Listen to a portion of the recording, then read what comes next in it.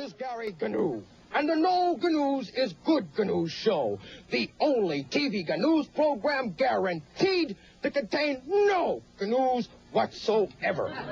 Nothing bad or wrong ever happens on my show. I just got finished saying nothing wrong happens on my show. Shape up, you guys. Shape up, not grape up. And even if I did say grape up, which I did not, those grapes were coming down, not coming up. I said shape down. I mean, shape up. Oh, never mind. Run the film. I said run, not gun. Ah. Here's the Triple B and JOEB, and the Triple B, baby, Triple B and JOEB, Rob Cock and Joe Morelli. Triple B and JOEB, and the Triple B, baby, Triple B and JOEB, Rob Cock and Joe Morelli. We're coming in, only seeking the truth about JFK. It's the Long Coming Podcast crew. Tell 'em, Joe, here we go. We're surging in the charts. Surging in the charts. And here We go. Thank you, Charlie.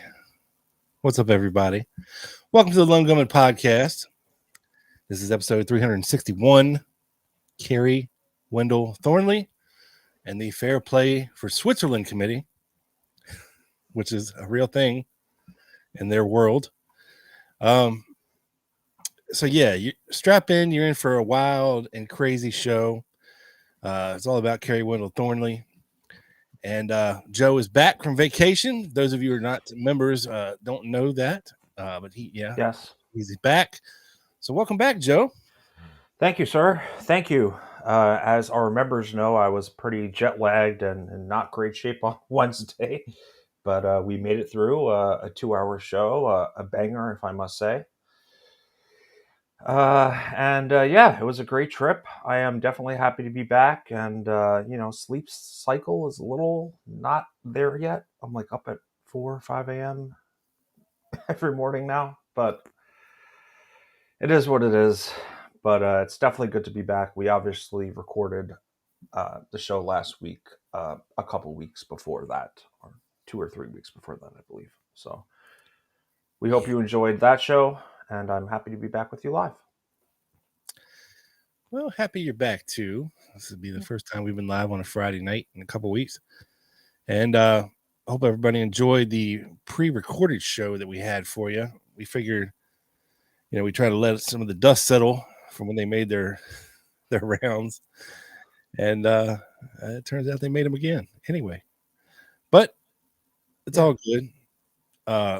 I think we did a hell of a good show. Best show that them two have been on. Yeah. As far as informative and entertaining.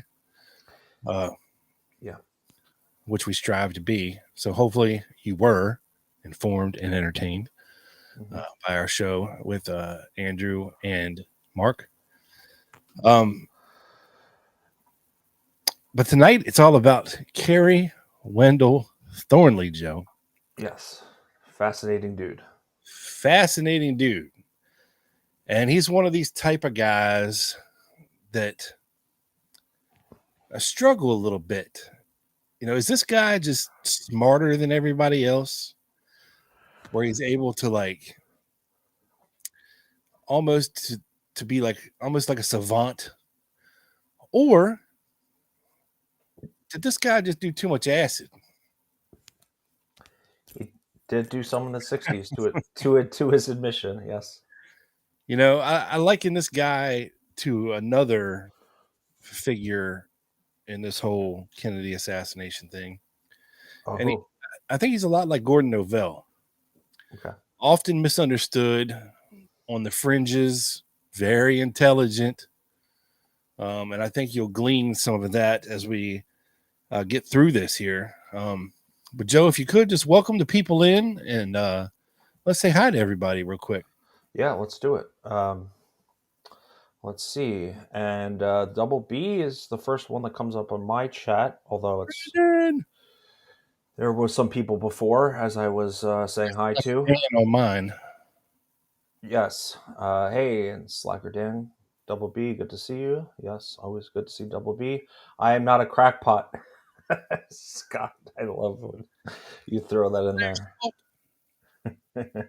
Another crackpot. Peach Kiss Sister's Kitchen. Hi, everyone. Peaches in the house. Boy, you butchered that, and I don't know how you managed to, but you did. Yeah. Hi, Peaches. Mr. James Smith. Thornley's beard designed by David Ferry. James. Mr. Gregory Stewart. Yes, let's go. What's up, Greg? Sir Shot-a-lot. Hello, all worldwide. And yes, there are people on multiple continents listening live right now. Sir Shot-a-lot. Trey, Mrs. Trey, and I are here. We got the missus. Welcome to the both of you. Yes. Need to keep Trey in line tonight. Yeah. Rarely does he get out of line. He may get excited when we talk about Shreveport here and there, but not much Shreveport talk tonight, so I think you'll be fine. Yes. Paula Jane in the house. Hello. Slacker Dan. Up. Paul Lanici.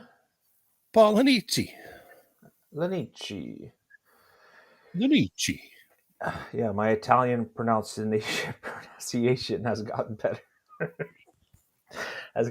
Since my trip. That's debatable. Cammy, hola. What's up, buddy? I'm not a chick. What's up? Yeah, that's why I said buddy. I remember this time. Timothy Ryan. Hello, ladies and gents. I hope everyone is doing well tonight. I hope you're doing well too. And yeah, that is it. Cool deal. I'm sure we'll have some stragglers. Yes, as always. And of course, best hopes that Tiny will join in a little bit. Oh yeah, she's conspicuously absent. Well, as Sally. Right. Well, we know she was, as we talked on Wednesday, recovering from a minor surgery. And I actually sent her an email today and wished her well and say, I hope you're recovering well. And Jack Taylor, there he is. He's sliding in. Yes, sliding in the DMs. Hello, sir. I was texting with him too recently. So, all right, I got a word for you to say, Joe. Oh my God! Say Irish wristwatch. Irish wristwatch. You thought about it too much, but you did a great job. The W's are like your L's.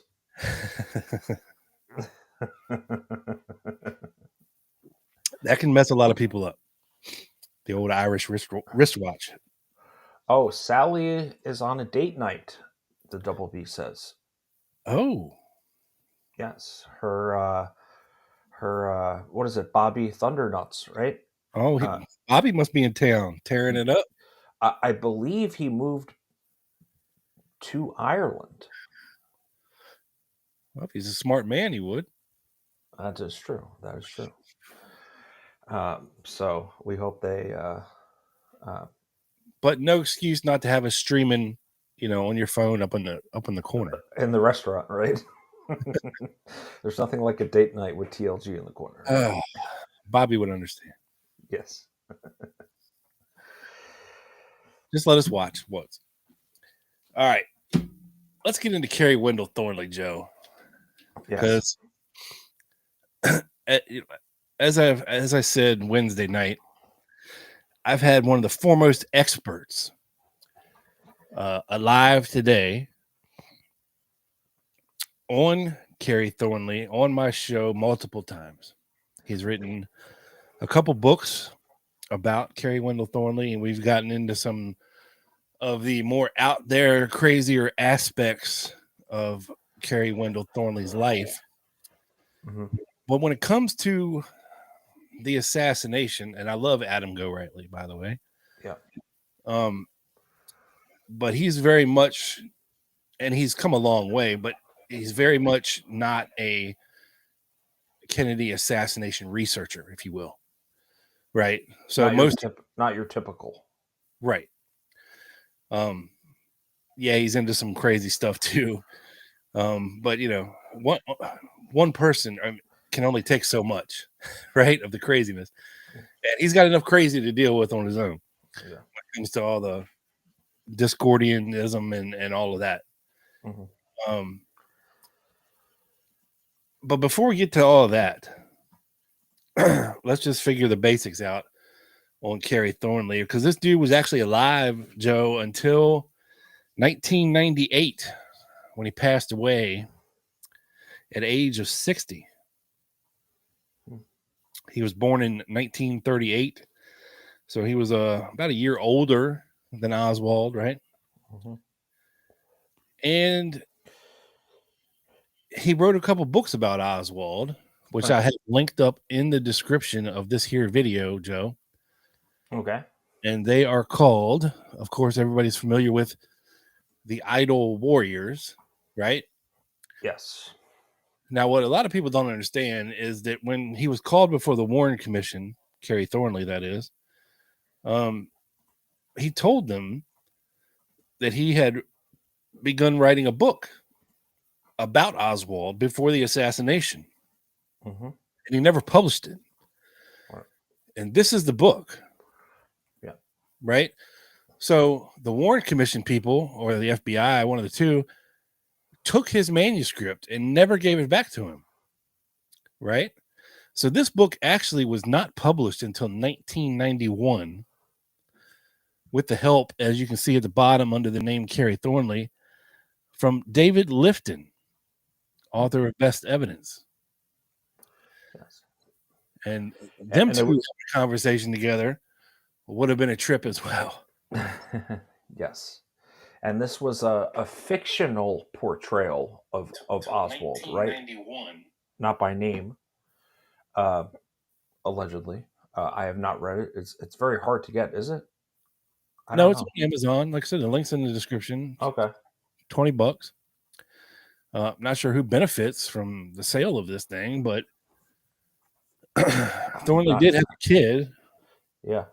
Yeah. Hopefully his come to see. But yeah, this book wasn't published. They had to get it from I guess the archives and actually publish it, because once they took it from him in the early 60s, they never gave it back. And then in 1965, we go back a little ways, Joe. He wrote this book simply called Oswald by Kerry Thornley, who knew him best, and who in 1960 wrote The Idle Warriors, a novel based upon him. So this is the book that came out in 1965. And I find it very interesting that the subtitle is Who Knew Him Best. Right. Right? Yeah, because they allegedly only overlapped in El Toro, California for about 3 months. Right. But we'll get there. So a little more on Kerry Thornley, aka Omar Khayyam Ravenhurst, or simply Lord Omar, if you will, Joe. That's okay if you want to call him Lord Omar. Okay.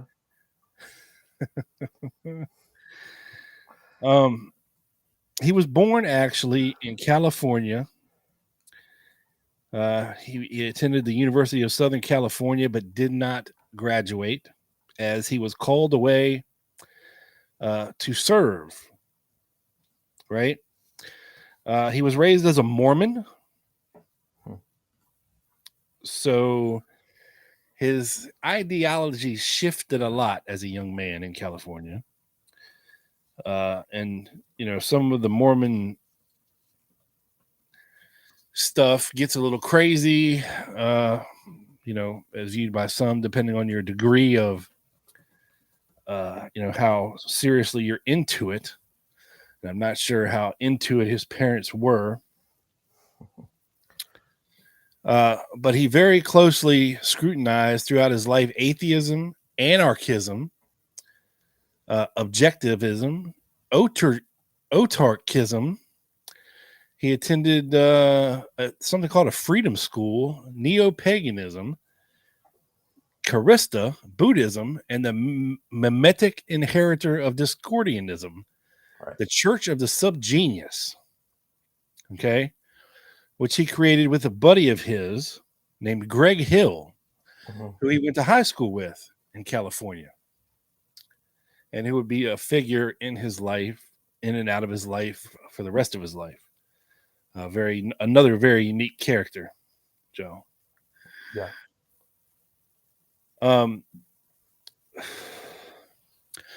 In 1965, Thornley got married to Cara Leach in California. They had one son named Craig Thornley, and he was born in 1969. They later divorced, though, of course, as most marriages did back then. And Craig was a photographer, a painter, a musician, and a filmmaker in his life. Now, when it comes to Kerry Thornley's military career, excuse me, he was a reservist in the U.S. Marine Corps and had been for about 2 years when he was summoned to active duty in 1958 at the age of 20.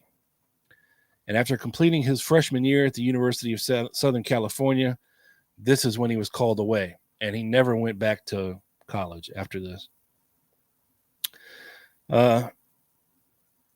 It was around this time that he and Malaclips the Younger, or Mal 2, or Greg Hill, if you want to call him that, shared their first eristic vision in a bowling alley in their hometown of Whittier, California, a.k.a. the first time they probably dropped some acid, smoked some weed, drank some beers. Can't blame them for that.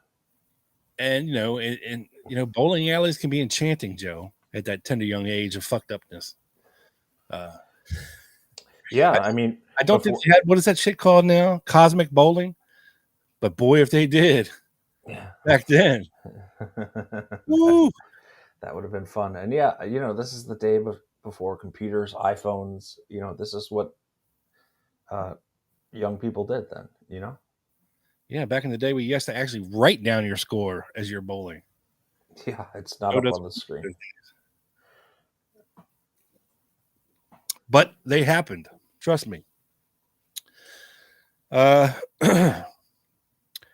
in 1959, Kerry Thornley served for a short time at the same radar operator unit as Lee Harvey Oswald at El Toro in Santa Ana. Both men had shared a common interest in society, culture, counterculture, literature, politics.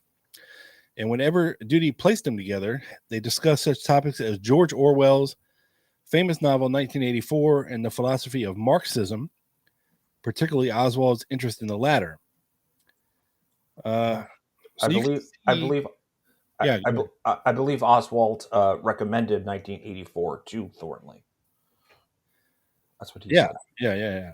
And you can see how, and you can glean this from Oswald's literary reading list and all the stuff that he was into. It's interesting because Oswald, like I said, was a year younger than this guy, and they took different paths to the Marine Corps.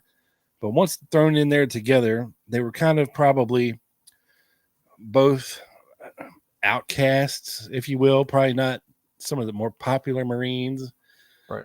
These were guys that enjoyed, intellectual banter and, playing chess and talking about weird shit and books and philosophies. Somebody like Oswald would have intrigued Thornley, and somebody like Thornley would have intrigued Oswald for sure.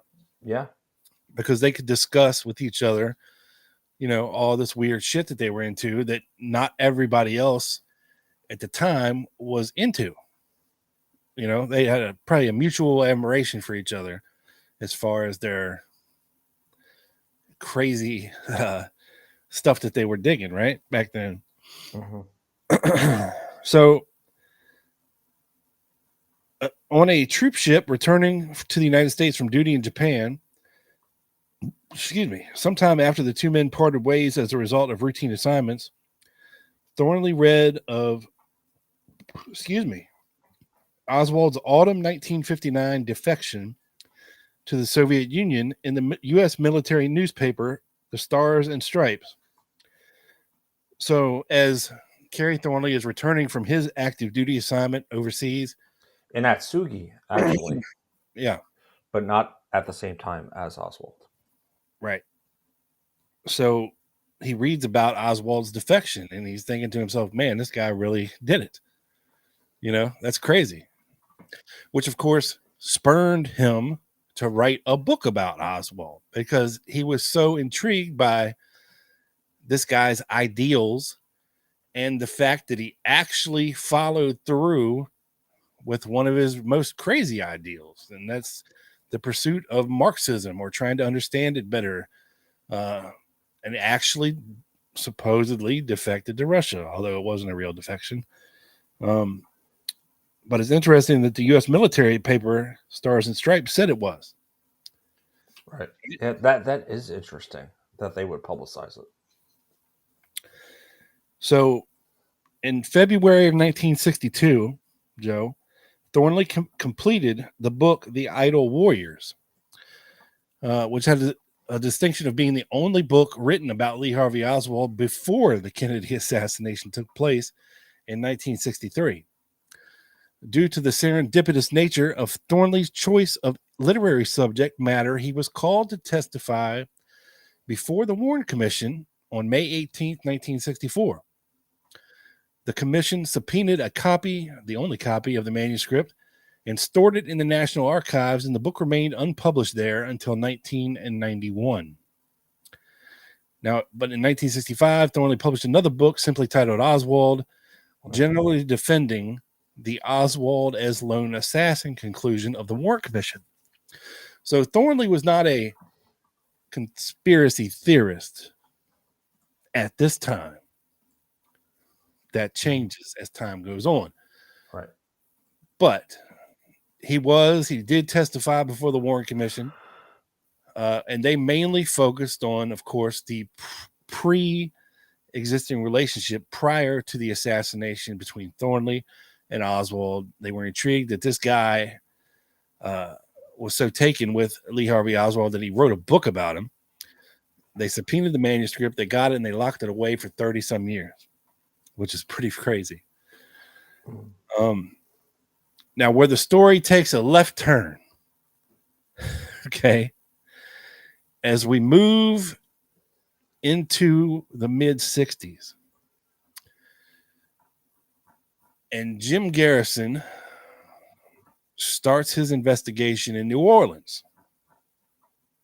Now, the reason that this is important is because Kerry Thornley was also in New Orleans in 1963.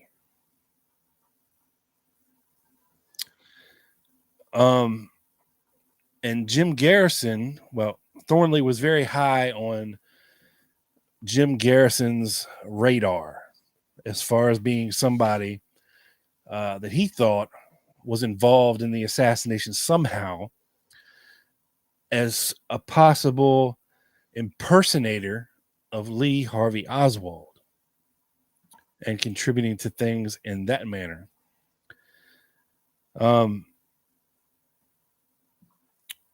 So Thornley was subpoenaed to appear before the grand jury, where he was questioned about Oswald and his knowledge of other figures Garrison believed to be connected to the assassination.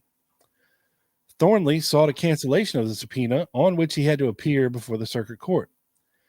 Garrison then charged Thornley with perjury after Thornley denied that he had been in contact with Oswald in any manner since 1959.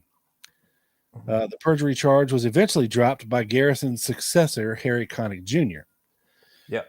And we'll get into that in a little bit. Yeah. The perjury charge followed Kerry Thornley, who got the hell out of Louisiana and never came back, at least while Garrison was the DA there. And then Harry Connick, who succeeded him, finally dropped it. As it wasn't a serious enough charge where, they could pick Thornley up in some other state and extradite him to New Orleans to face this charge.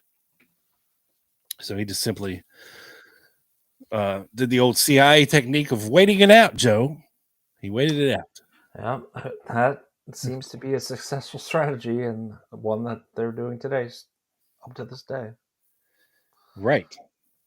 Now, a couple things about Kerry Thornley in New Orleans. There were, I won't say a shit ton, but I would say a good handful of witnesses that Garrison was able to find to put Kerry Thornley in certain locations with certain people, possibly in the proximity of Lee Harvey Oswald, or even blatantly in the proximity of Lee Harvey Oswald, which, of course, Kerry Thornley at the time denied heavily. Yes. Yes. And I have some stuff on that and the dates that Thornley was in New Orleans and when Oswald was in New Orleans, and we can get into that a little later in my PowerPoint.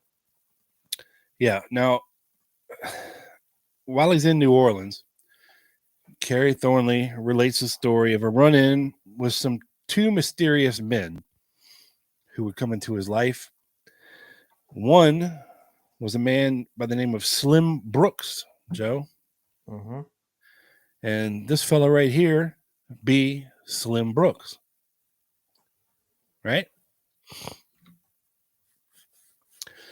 He looks like he's one beer away from being an alcoholic. But, again, he could possibly be the, who was that author? John Steinbeck of his time. I mean, who knows? But this guy, Slim Brooks, if you will, would become one of Kerry Thornley's closest Dischordian friend in New Orleans. And the other guy, a man he called Gary Kirstein. Now, he didn't know who in the hell Gary Kirstein is. It was some guy that would come in and out of his life and tell him weird shit, right? And later in his life, after the whole Watergate thing, and he saw pictures finally of E. Howard Hunt, Thornley identified this mysterious Gary Kirstein as being senior CIA officer E. Howard Hunt.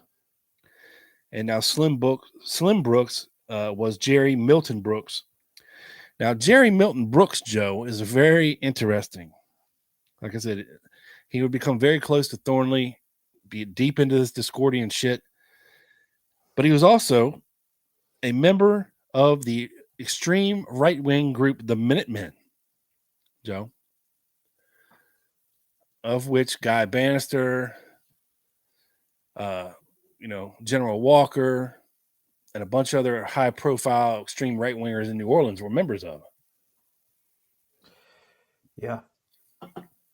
Yeah, and that is the big kind of question we're going to try to answer is did he was connected to these figures, so how did he not run into Oswald during the time in New Orleans? Yeah, and oddity Thornley said that was claimed by Kirstein and Brooks is that they accurately predicted Richard Nixon's accession to the presidency 6 years before it happened. Now, of course, this isn't any type of, crazy foreknowledge or prediction, as Nixon had come very close to winning the presidency in 1960. So it's not out of the realm of possibility that he would eventually, win the Republican National Convention and go on to become the president. So it's not a crazy thing because actually Richard Nixon was from the same hometown as Kerry Thornley and only a couple years ahead of him in high school. They went to the same high school. Really? So Yeah. They're there at the same time. Well, no, not I'm sorry, not at the same time, but He wasn't a senior, freshman. no. Okay. No. Yeah, Nixon was much older. Nixon was much older, but Yeah. they were the same hometown, same alma mater, high school as Thornley and Greg Hill. So that's pretty crazy. Yeah, that's interesting. They also accurately predicted, this duo of Kirstein and Brooks, the rise of the counterculture and the subsequent emergence of cult leader Charles Manson and what became his cult following. This led Thornley to believe that the U.S. government had somehow been involved, directly or indirectly, in creating and or supporting these events, personages, and phenomenon. After Shaw was acquitted, Thornley said he wanted Garrison to bring him to trial in order to clear his name. But of course, that did not happen. Right. Did not happen. So some more, excuse me, god damn, this soda's killing me. So It's okay, man. I've had like the bad case of hiccups for like weeks now. yeah, I know you don't have hiccups, but I've got the burpee burps. I feel you. The burpee burps. Some of the other names and self-awarded titles provided by Kerry himself on the role of Pope of the Dischordian Society in an affidavit to the California School Employees Association on a legal case concerning a member of the society that refused to join the CSEA, alleging that the Dischordian religion forbade him from doing so. So again, they viewed Dischordianism as a religion, not necessarily a doctrine, if you will, somewhat on the lines of Scientology, but equally as weird as Scientology, right? Instead of aliens and e-meters and paying your way to the higher ranks, this is simply a belief in what most people would call whimsical fantasy, right?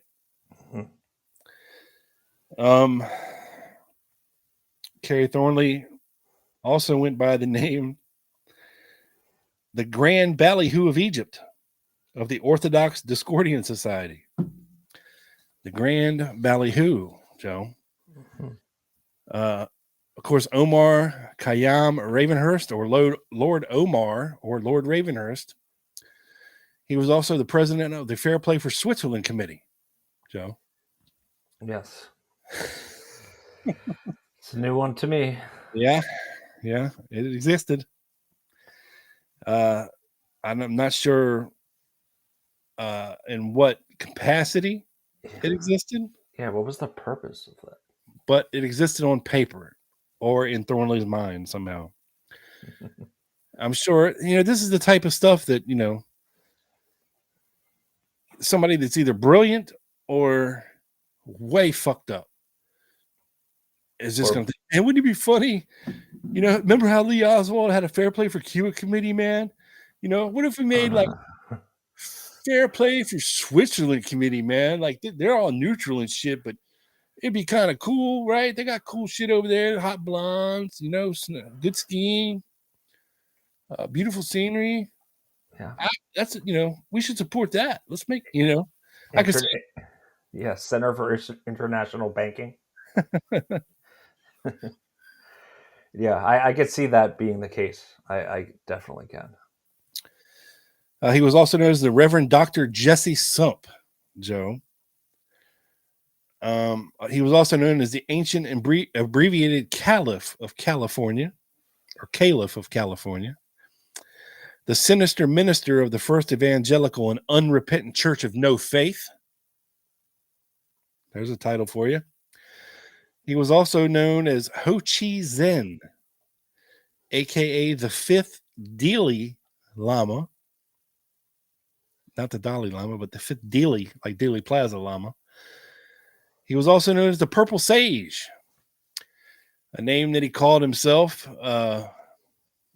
before the band New Riders of the Purple Sage was formed.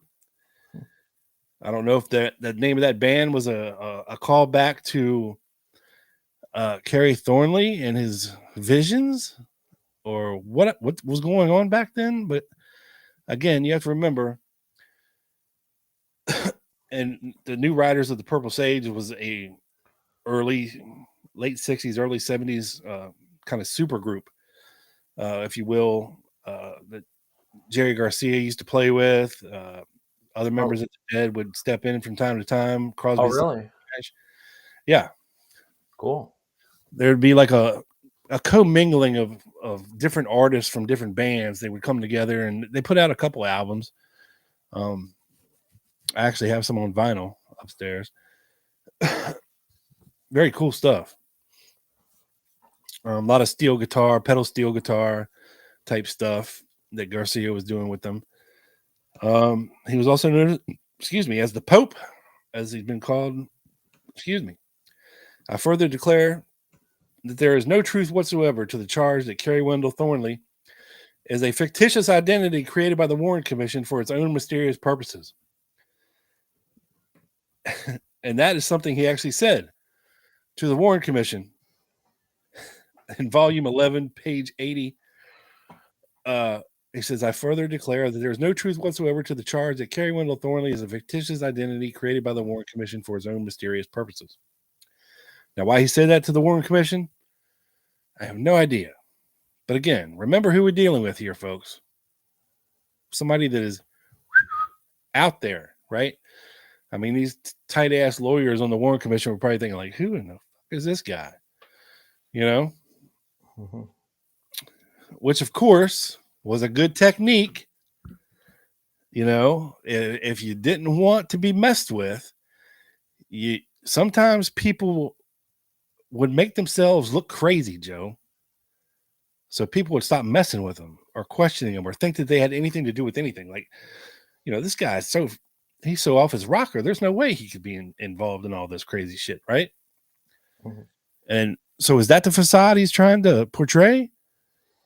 Or was he just this way? It gets crazy. Yeah. Now back to Slim Brooks real quick, Joe. Before we get too far in the weeds here. Yeah.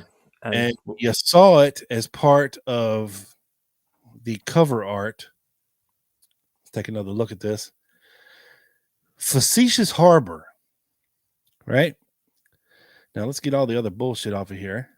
And you can see here at the bottom where there's a stamp that says the official Dischordian Society, right? Now, to the left of it, right under the word facetious, it says by R.R. Brooks. You see that? Yeah, I do. Right under the U.S. Yeah. Reproduced and writ by Rhett Hand or Right Hand. Okay. This is the official Dischordian issue number 000. Right now, a lot of these guys back then would make these things called zines, which were basically self-published magazines. They generally, if they did sell for money, they didn't sell for a lot. Maybe a penny a copy or a nickel a copy. Or most of them were just handed out or passed out or, whatever.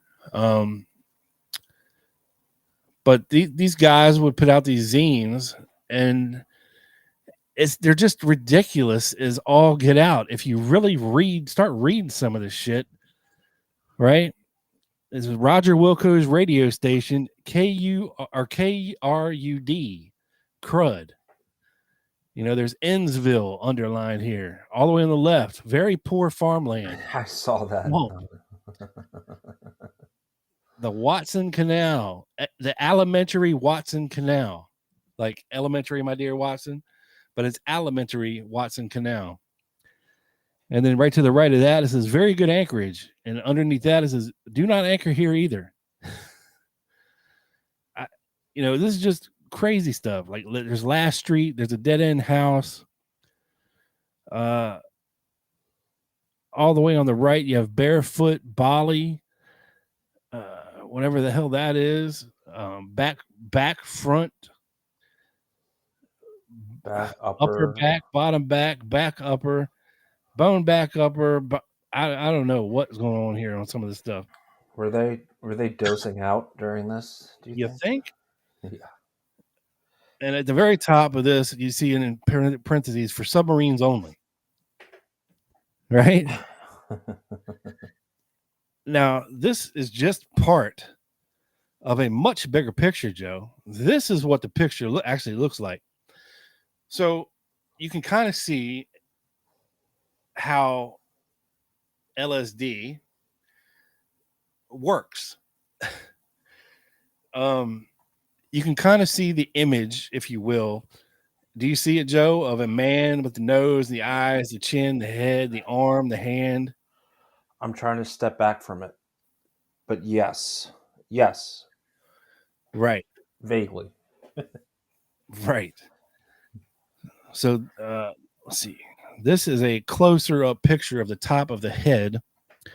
And you can actually read a little bit more here. Like you can hang out in Monotony Bay. Monotony Bay. And he even marked a wreck of the USS Unconstitutional is right there in that water. Another wreck of the HMS Ineptitude of 1638. Is that a real shipwreck, you think? No. Okay. He's making fun. Okay. There's a former site of something or other towards the top. And right here above the fingers on the left, it says headquarters in exile of the Dischordian Society. Kind of making fun of the Cuban headquarters in exile. But this was a very stylized map of part of New Orleans. And right under the blue stamps where it says Hickory and Dickory Dock area. Mm-hmm. And all the way on the left, the Virgin Forest or the Who Woods. Yeah, Virgin question mark forest. I guess they weren't sure about that. There's a high water line marked through it. The marginal land, political boundary of demarcation. So you can see these guys are all over the place, and it's all right. It's all just out there shit. Mm-hmm. Right? I mean, who would take time to make a drawing like this that means nothing? Oh, I could really see it now. You could see the nose right at the right of the hand of the thumb. Right. I see it better now. But this is the kind of shit that they laughed at, that they got into. Like, who could do the most outlandish shit? Like, I'm sure Thornley was like, man, that's great. That's great. Great, Slim. That's awesome. And, of course, this is Slim Brooks. This is the guy who drew this. Right? Craziness. And even called it, facetious harbor, Dischordianism. And, this is evident from, the time period when Thornley was in New Orleans. So with that being said, Joe, I'm going to hand it over to you. Okay. And get into some more of this stuff. Sure. If I get that off the screen there. Well, get the horn ready. Uh-oh. Double B. Whoa. Learning a lot, gentlemen. Best podcast show, period. Thank you very much. And Thank you, Brandon. on top of that, he gifted 5. Whoa. Who got him, Joe? Who got him? Spook level memberships. We got Tony Holman, got one. Mr. James King. Mr. Dean Walker. Dave Sparks. Uncle Dave. And Packer Jack. John. You lucky bastard, you. Yeah. How's it going, sir? And that is for sure. I had a couple. Thank you for Brandon a lot. We appreciate that. As you know, I had a couple starred comments before I start my famous PowerPoint presentation. Timothy Ryan, I don't think Kerry had any connection to JFK murder, in my honest opinion. And I don't know. I don't either. But as I said in the description to this video, the coincidences with this guy, it's either just serendipitous coincidence that this guy's in all the same places as Lee Harvey Oswald, including the Marine Corps, Atsugi, the Marine Corps, which I think I already said. Yeah, Marine Corps, Atsugi, New Orleans. And the book. And oh, by the way, this guy also went to Mexico City in 1963 as well. Yes, I have some stuff on that as well. Yeah. So, is this all just serendipitous coincidence, or is this the goddess Eris of chaos and Discordianism fucking with us?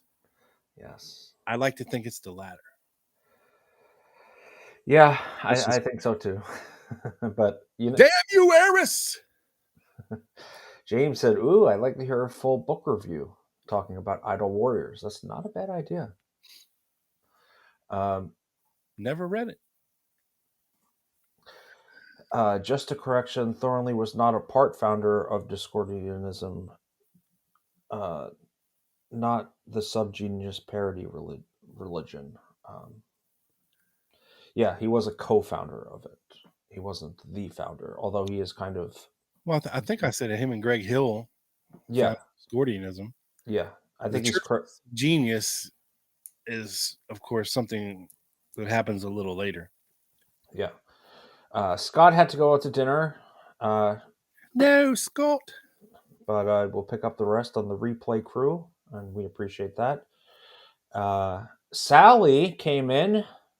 Oh. And after her date night has ended, I guess she's like 5 hours ahead of us. She said, yeah, good, not much to do around here, so just went for a Ruby Murray, which is curry, which is Cockney slang, and a few drinks. Well, whoa. I hope you enjoyed, Sally, and thank you for joining us. We were joking before you came on that you should have had us on the phone at the restaurant on. And Timothy Ryan, ridiculous total acid scafoozes. Again, a possibility, a very possible possibility. These guys just dropped way too much acid and it fucked them up. Yeah. For life, like crucial doses. Yeah.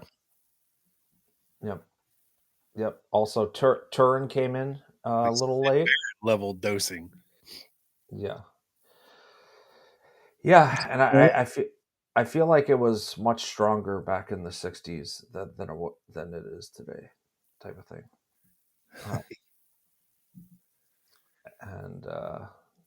So let me get into some of this. So I'm going to go chronologically, like I like to, and we are going to start. And I didn't want to, his Warren Commission is like 33 pages, and it doesn't get into almost anything in regards to New Orleans. So I didn't want to waste too much time on that. I have much more on his Garrison grand jury deposition. But the one thing I do have on Mr. Jenner, who interviewed Thornley. Did you ever, do you recall being interviewed by the agent of the FBI? Yes, sir. This was in New Orleans on Monday, the 25th. This was on the afternoon. Does he have the time down? 25th of November, Mr. Jenner says. Thornley, that was the Secret Service, wasn't it? Let's see. 22nd, 23rd, 24th. He's counting. Now, this is crazy, though. I mean, he legit was interviewed by the FBI on November 25th. And I could not find that, Rob. I looked. I got it. Oh. I happen to have it. All right, I'll stop sharing. Let me find it here. Little Joseph.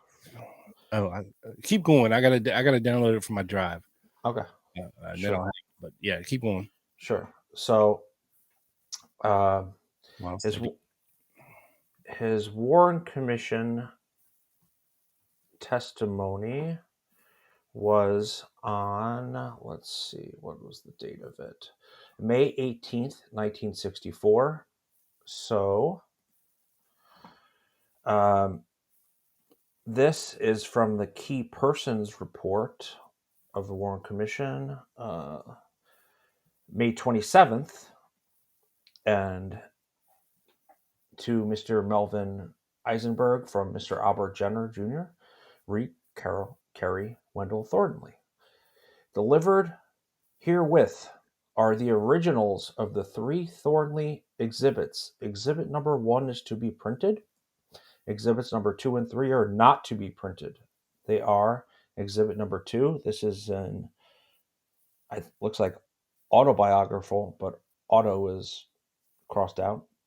Biographical novel written by Thornley, in which the central character is one Johnny Shelburne, a mythical Marine whose inspiration was Lee Harvey Oswald. The novel was completed in February 1962. It is unpublished. Thornley testified that the evidence given by him on his deposition covered fully, adequately, and factually Thornley's contacts with and views concerning Oswald, and that therefore it appeared to him that there was nothing in the book that had not already been placed in the record in the course of his deposition, insofar as concerned any issue involving Oswald being investigated by the commission. Exhibit number 3. This is an incomplete novelette which Thornley completed writing after the assassination. Johnny Shelburne is its central character again, and Thornley, in his testimony, likened the fictional character to Oswald, but stated frankly that exhibit number 3 is so completely fictional and imaginative that it did not, in his opinion, merit study by the commission or commission staff. Exhibits number 2 and 3 did not come into our possession until the day Mr. Thornley's deposition was taken, so I guess he brought it with him, is my guess. And as much as they are lengthy documents, especially Thornley exhibit number 2, I did not have an opportunity to do more than identify them in the record. I have read each of them since that time. I'm of the opinion that the aspects of Thornley exhibit number 2 pertinent to our investigation were fully brought out in the course of Thornley's deposition to the Warren Commission, and that we should not print that exhibit. So that's interesting. Yeah. So let's, and I have a little clip here. This is from Spartacus. This is from his 1965. I'm not sure if it was I think it was more of a memoir than a book on Oswald that you referenced earlier, but this is a little clip from it. When news of Oswald first began to appear, I wondered how any man could have changed so thoroughly in a few short years. a national news magazine called him a psychopath, a schizoid, a paranoid, and probable homosexual, all in the same single column of print.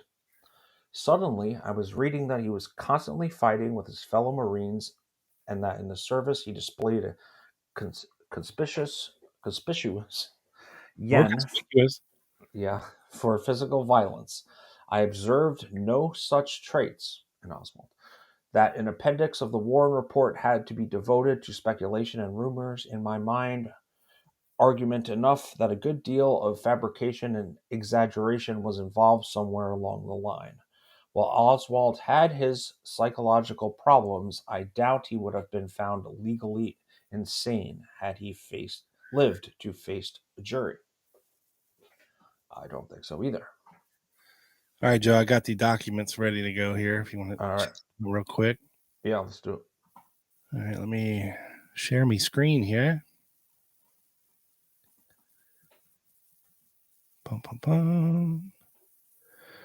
Here we go. November 25th, 1963. Mr. Kerry Wendell Thornley, who lived on the same street as Clay Shaw, Dauphine Street. Yep. I believe maybe 5 blocks down. Yeah, Garrison did ask him about this. Because I believe Shaw lived in like at 1313 Dauphine Street, and he's at 1824 Dauphine Street, which, by the way, is right in the middle of downtown New Orleans in the French Quarter, where all the fuckery happens. He was working at Arnaud's restaurant, right?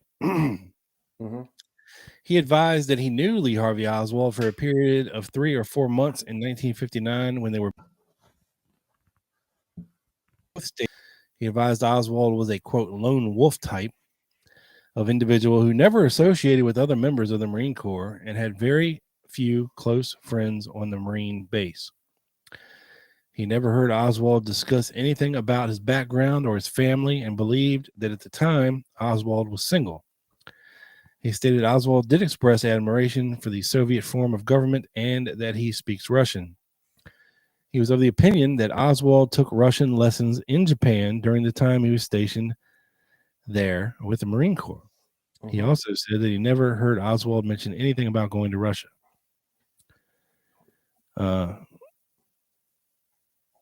Sorry, I got a tricky rocker finger there. Thornley stated he believed... Wait, can I stop you? Yeah. He mentioned he had no knowledge of Oswald going to Russia at that point after the assassination, when he later admitted that he read it in the Stars and Stripes magazine on his way back from... No, Oswald didn't tell him that he had any plans of going to Russia. I see. Prior to him going. Thank you. Thornley stated he believed that Oswald was a marksman in the use of firearms while stationed at El Toro, which is the lowest of the 3 firearms designations, they being namely marksman, then sharpshooter, then expert. He stated that he had heard from an unrecalled source that Oswald had taken firearms training from a private gun club. He did not know the location of the gun club. Thornley stated that his association with Oswald was suddenly terminated at the Marine base when one day he told Oswald that he was a, quote, communist and that things would be different when the revolution came. He stated that Oswald made the comment, "Not you too," and turned around and left. Oswald never associated with him or talked to him after this incident. So that's interesting. Yeah. And there was a Bud Simcoe who was in the same outfit as a Marine base as Oswald. Yeah. And stated by Thornley as an individual possibly having information regarding Oswald and his background. He stated that Simcoe lived either on Wayfield Street in Orange, California, and that he's listed in the phone book, basically. Thornley says that he left New Orleans on May 1st, 1963, and went back to Whittier, California, where he visited his parents for a short time, and then proceeded by bus to Tijuana, Mexico, and Mexico City, where he stayed for a short period of time and returned to the United States by bus through Matamoros, Mexico, which is opposite Brownsville, Texas. And he returned to New Orleans by bus and arrived in New Orleans on August the 1st, 1963.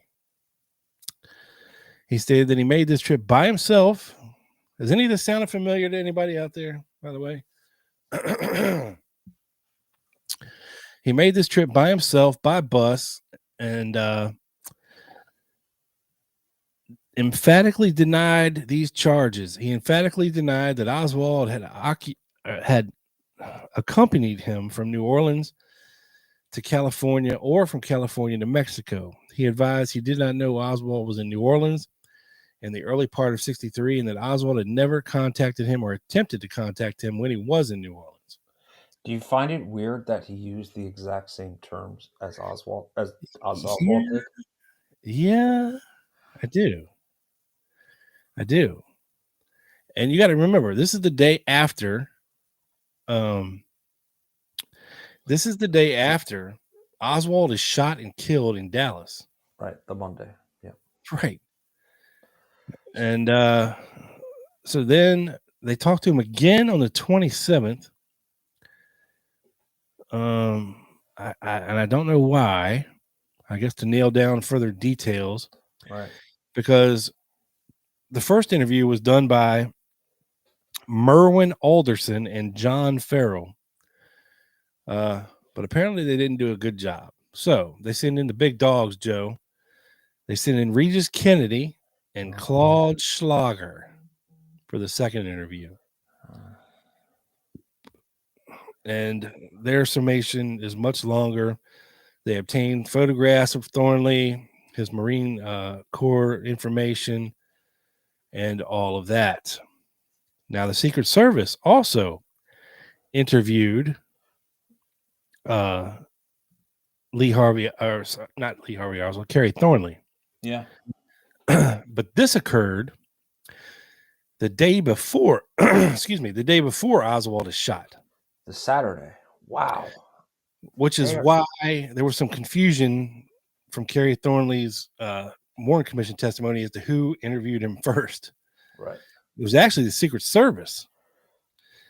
That's crazy that they were on it. Within 24 hours? Thornley? Yeah, and of course, it's our boy. You know, if you look there, Joe, the special agent in charge, John Rice. Oh. Who was the big swinging dick of the Secret Service Treasury Department in New Orleans. That's the guy that also went after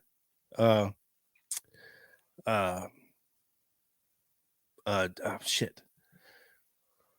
Was it Jack W. Martin? Before Oswald had even been arrested? Yes, I believe it was Jack W. Yes. Yeah. Yes. The one like a couple hours like west or something. So John Rice and the Secret Service obviously were getting some very inside information from somebody. So when it comes to Thornley and the Secret Service, it says at 7:30 p.m.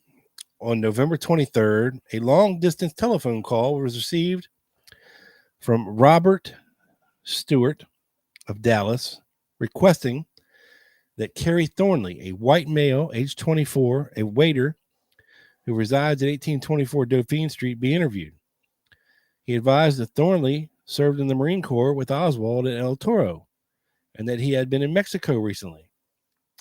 Inquiries at Dauphine Street by special agents Anthony Koretz and A.J. Vial during the evening of 11/23/63 disclosed that Kerry Thornley had been residing at that address for only approximately 2 weeks. Mm-hmm. He was reported to be a waiter at an unidentified restaurant in New Orleans and wears a tuxedo when working. Canvas of numerous restaurants finally disclosed that Thornley is presently employed at Arnaud's restaurant on Bienville Street, where he was interviewed during the late evening by special agents Garretts and Rice. Thornley advised that he had served with Oswald in the Marine Air Control Squadron Number 9 at El Toro Marine Base in Santa Ana for a few months during the early part of 59. He said that Oswald was very intelligent and extremely well read, that he speaks Russian, which he understands. He had learned while stationed in Japan. Right. And it goes on. He said he never heard the name A.J. Heidel and did not know if Oswald had used that name as an alias. Thornley further advised that he had written a draft of a novel, the principal character being a former Marine who defected to Russia. He said that he had considered looking up Oswald in order to obtain information concerning his experiences in Russia as material for the final chapter of the novel, but that he had not done so. Thornley was questioned concerning his visit to Mexico. He said that he left New Orleans in May of 63 and went to the home of his parents in Whittier, California. That he stayed in Whittier and vicinity and returned to New Orleans by bus via Mexico. And he said that in Mexico in approximately 6 days, 3 days in Mexico City on a sightseeing tour. He indicated that he knew nothing about Oswald having been in Mexico as well. So again, this is the Secret Service was on this motherfucker the day after the assassination. Yeah, that's crazy. And you have to think that that's the first Marine colleague of Oswald that they interviewed, right? Yeah, it had to be. Had to be. And on a tip, like, you know, from another Secret Service officer out of Dallas that said, hey, you need to find this guy and interview him. Like, where'd that information come from? That's what I was just about to ask you. I have no idea. Well, I don't know the answer to that. Yeah. There's nothing earlier than that here. We jump to December 1st. They re-interview him as well. And like I said, these are just documents on top of documents on top of documents that we just don't have time to go through here. Right. And It's 120 pages of documents and Warren Commission testimony, as you can see. And it was deemed confidential when they did it. As you can see, going through here. And that's where you sign, Kerry Wendell Thornley. So very interesting stuff there. Wow. That's what I'm saying. Either, you know, this guy's parallel life to Oswald is crazy. And the fact that why out of all the places in America to move to and start a life, out of all the places in America, you choose New Orleans. Right. When you're from California. You're from California. I don't know the answer to that. It's strange how their journeys intersected, for sure. You know, and could Kerry Wendell Thornley possibly have been some of these second Oswald sightings? Could he have been tasked to use that name as an alias? I don't know. I mean, I think at one of the printing companies, Weisberg showed him a picture of Thornley, and they identified him as the guy that picked the flyers up, which is interesting. So I don't know what it means, but they identified Thornley's picture and not Oswald's. Mm-hmm. But this is why Garrison had such a hard-on for Kerry Thornley. Yeah. Yep. And that's a great segue, because we are going to now get into the Orleans Parish Grand Jury testimony of Mr. Thornley. On February 8th, 1968, present Mr. Jim Garrison, Mr. James Alcock, Richard Burns, Alvin Osser, Andrew Sciambra, and Yeah, and other members of the Orleans Parish Grand Jury who will ask some questions here. So this is, it's 96 pages. This this deposition here. So I kind of just cropped out some of the stuff I found most interesting. He goes, now, very gradually, Oswald came to my, I remember a first time I actually was introduced to him. He was just very gradually came into my consciousness as someone in the outfit that I knew. And whether he knew me right away, I don't know. He kind of stood out because he was always getting into trouble. And a lot of it was he would attract suspicion to himself, almost deliberately. You would feel that it must have been deliberately. He would get into trouble and then he would complain about it, and he would feel that he was being picked on for trouble he got into, and in the meantime, he would be innocent, but he would manage to make them think he had done something by behaving suspiciously. So that sounds like Oswald. I think he got that right. So going a little bit ahead, in Skiambra. In other words, at the time you went to Atsugi, Oswald was about to get a discharge. Yes. And most of the guys in 9, and that's that Marine, the MAS Unit 9, right, had come back from the Far East. It was kind of a receiving company. Did you ever ask Oswald how he came to learn Russian? No. Did he ever mention about studying Russian at Atsugi? Right? Because Oswald was coming back from Atsugi, right? He had been in Atsugi already. He's back in California, and Thornley is in El Toro with Oswald, and then he later goes to Atsugi. Answer, no. The signed statement I filled out on the subject is strictly on the basis of my own experience, Thornley says. I don't know. I never asked him where he learned it. We never discussed things like that. We discussed capitalism, communism, Marine Corps, atheism, versus the guys who were trying to convert us, the U.S. Marine Corps, I think. Would you say Oswald was an intelligent person? Yes, very intelligent. I disagreed with him about a lot of things, but I thought he was very intelligent. Isn't it contrary or contradictory for a person intelligent enough to learn a difficult language could be such a goof-off? No, because I am very much the same as Oswald in a lot of ways, Thornley says. And when I wrote my book, I felt that I understood him because I was a lot like him in a lot of ways. One of the things, like when I went overseas, by the time I was ready to come back, I was practically ready to join the Communist Party.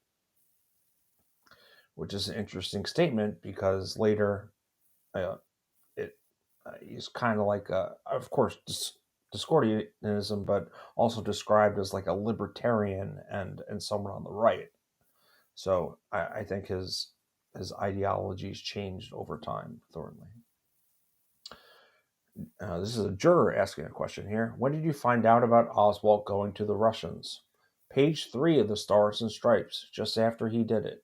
There was an article here about Lee H. Oswald, and I think it was the H. I remembered him as Lee H. Oswald. I didn't know his middle name was Harvey, which is what they started calling him. How did you know he came back? My folks sent me a clipping from Los Angeles Times about an ex-Marine loses love for Russia. And I was living in New Orleans at that time, and I got this clipping, and he was going to be in Dallas. So I wrote my folks and said, I think I will go visit him sometime, because I had written Idle Warrior. And I had something else that was irrelevant. When did you leave for California? I left New Orleans and did not get off the bus all the way out. I went Continental Trailways, and as I was going along the Mexican-California border from Yuma, Arizona to San Diego, I saw fireworks. I knew it was the 5th of May. I figured their Independence Day, whatever that is. The 5th, so that's how he Cinco knows. de Mayo. Yes, true. 5th of May, 63, yes. I read in that thing, so stop there. So Oswald goes to New Orleans end of April-ish, right? After the Walker shooting, 2 weeks after, something like that. Allegedly. Allegedly, yes. Yes, we might have more than that. And this is when Thornley is kind of leaving. So there wouldn't be much time for overlap here, according to him. But at least a month, maybe a month, a couple weeks overlap. A couple weeks, I'd say. Yeah. I read in that thing you gave me yesterday that you wrote for Ramparts magazine. You went to California by way of Dallas, Texas, right? Yes. Did you stop off at Dallas at that time? No. How long did you stay in California before you returned to New Orleans? Thornley. Okay, now I was sitting on a bus coming up from Mexico City, and I had come back by way of Mexico City and had stopped for approximately a week.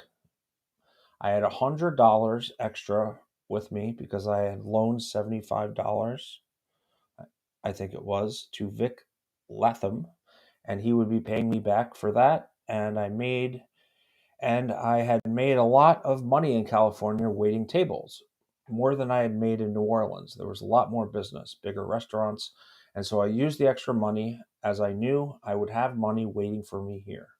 And I used the extra money to go to Mexico City, as I had always wanted to go there ever since I began to study Spanish, and I expected Mexico City to be like Manila, but it wasn't. I was disappointed.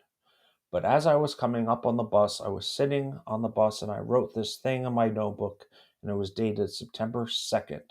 So I was on the bus coming back from Mexico City to Montremores on September 2nd. So Oswald left New Orleans end of September-ish, right? So again, there's not a ton. You have about a month here, right, of possible overlap. It's not that they were there the whole time together. But now you have Thornley contradicting himself from earlier, as he said he was back in New Orleans on August the 1st. And now That's true. The he's FBI. on the bus leaving Mexico City on the September 2nd. Yeah, that's a really good point. That's a really good point. And I had not seen that. I couldn't find that document, and I'm very glad you did. But yeah, that would have had 2 months of overlap, and of course the month that Oswald was most active in New Orleans, right, which would have been August 1963. So, and as we read this, after I'm going to read Garrison's press release on his indictment of perjury. So try to keep in mind what Garrison and his investigators would have noticed in Thornley's testimony here that would have made them so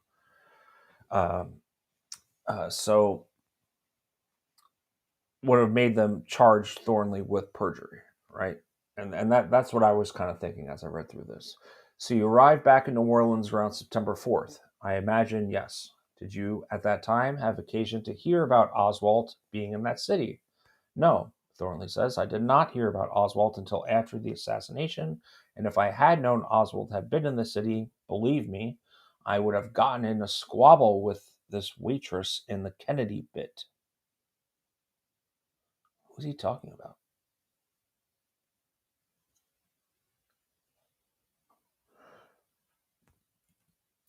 There was some goings on with, like, I believe her name was Sandra Moffat, who put Oswald and Thornley together in one of these bars. And they were talking about, Cuba and Kennedy. This is, of course, all pre-assassination stuff, but okay. Yeah, I actually have another woman that Barbara Reed, that also a Dischordian member, ironically. That yeah, also it might have been Barbara Reed. I'm Yeah. just I'm pulling things out of my ass here. It's okay. Because the more news kept coming out, the more paranoid I kept getting because I thought they were going to suspect me for sure. This is why I went to the FBI and said, look, I went all through this and I will clear myself. So is he saying he went to the FBI first on the well, the Secret Service interviewed him on the 23rd, right? And the FBI the first on the 25th. So is he's saying he went to the FBI? He's saying he went to the FBI, but I think the Secret Service tipped off the FBI and said, hey, you might want to follow up with this motherfucker. Something don't smell right with him. Right. And then maybe he went to them, which is why they then sent Regis Kennedy to re-interview him. I think it was the 27th. That you never heard of the Fair Play for Cuba, the leaflets. Thornley, no, never heard of any of that stuff until after the assassination. Do you know Carlos Bernier? No, not to my knowledge, Thornley says. And I didn't recognize the picture, but I work with a lot of Cuban waiters at the Sheraton Charles, and a friend of mine, Carlos Castillo, looks something like him too. And a couple of waiters could have been mistaken for him, but I did not know him. As far as I know, I did not know the guy. And oh, by the way, Joe, Kerry Thornley was part of the Waiters Union in New Orleans when he was there. And they actually held their meetings at 544 Camp Street. Just saying. Really? Really. After the CRC was or left that building. Yeah, in 62, I believe. Yeah. They briefly would hold their Waiters Union meetings there when Kerry Thornley was a member. Yeah. These Cammy rabbit says holes you- are deep, folks. Yeah, Cammy says you have a pic of Thornley. Yeah, we have a few. We'll show in a little bit. I got one. I got them handy here. Hold on. Okay. So when you're talking about this guy looking like Oswald, of course, in his later life, he did not. Yeah. Big Beard. But younger at the same time. Of course, I think he had like a different hair texture. But again, he's receding hairline, long nose, clean shaven, small mouth. And this kind of shows you a little better. Slim build, right? This is him with his lovely wife, Kara. Yeah. I wouldn't say dead ringer, but I would also say not completely off base. Yeah, for sure. At a glance. Yeah. One could definitely say, damn, he could definitely be mistaken for him. For sure. But then again, as time goes on, as the pictures of him here on the cover with the gigantic beard, Mm-hmm. and of course, he doesn't look like Oswald here, right? But his younger days, in 1963, as we're talking about, and like this picture of him is from 64, 65. I'm not sure when this one is from. I couldn't read the small writing. But 63 or 8, one of those. But it's around the same time, based, I think, on those pictures. Yeah. So fascinating shit. So not too far off base. I mean, not a dead ringer, but it could definitely be. Which is why shout out to episode, I believe it was 265 with Andre Codrescu, named the second Oswald, about his short series on Thornley. Right. And I believe Adam Gorightly had the same type of theory, right? Yeah. When were you first contacted by the FBI or the Secret Service? I was waiting tables, and we were waiting on the last people at midnight, Saturday night, 36 hours after the assassination. So Saturday night, they went into his restaurant and talked to him. The Secret Service did. How many days after the assassination that you went to the Washington area? I think I left on December 13th. Okay. So, out of all the places that he moves, he decides to move out of New Orleans shortly after the assassination. And where does he go? Straight to Alexandria, which is very close to Langley, Virginia, CIA Spook Central. Mm-hmm. So that's an interesting choice. Of all the places in America to go, you go there. Right. Especially when you consider California, New Orleans, Washington, Virginia area, right? Yeah. It's very Long way interesting. from California. Yeah. You know, he didn't go to Nashville. He didn't go to Atlanta. You know, name the city, right? But as we'll see here, you know, as we go on, he had a friend that was there that said he could get him a job, blah, blah, blah. Yep. He went directly to Alexandria and called Mac, who was in school that day teaching. Who was Mac? Bob McDonald. He's a friend who invited me there, and I had a standing invitation there and just received a letter from him about the time all this broke. So he seemed like he used this opportunity to get the hell out of New Orleans. Yeah. Did you ever have occasion to go in the Newman building where Guy Bannister had an office? Skiambra asks. No, I don't know. The name Guy Bannister does ring a bell. I was in Tampa on... Oh, Thank you, Greg. thank you, sir. Awesome. Thanks, buddy. Appreciate you. Yeah, thank you very much, sir. Greg may or may not be tripping right now.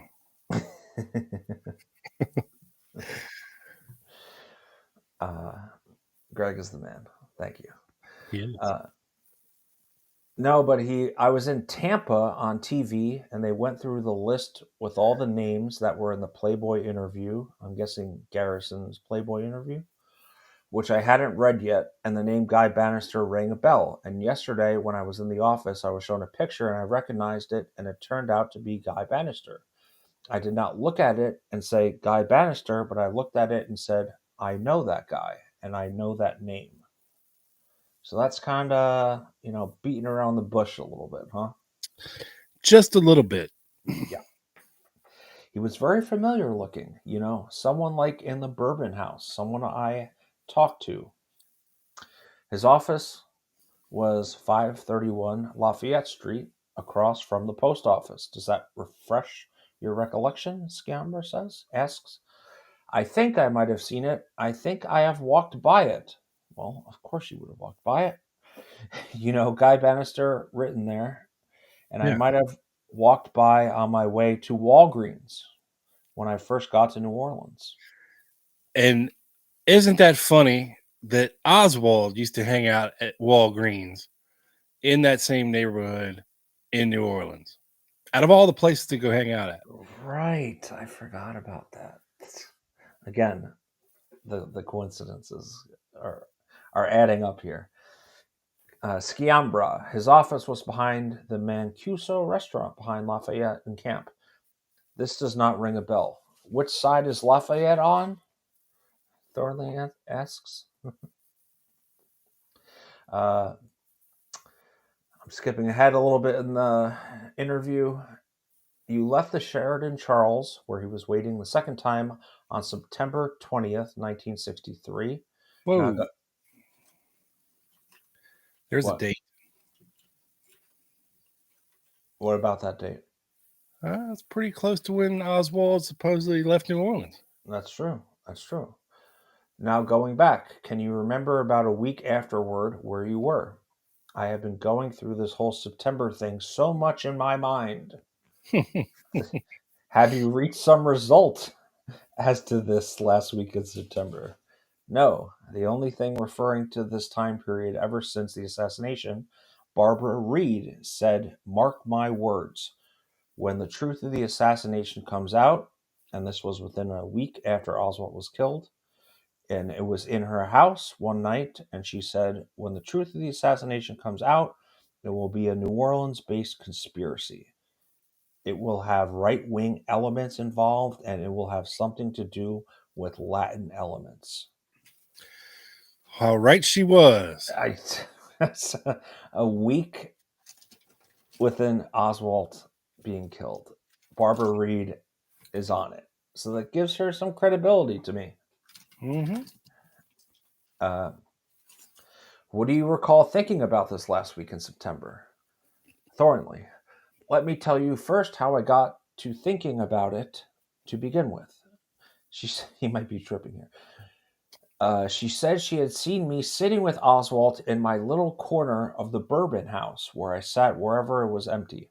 And she had said to me a couple of times, "You have a nice voice," something like that.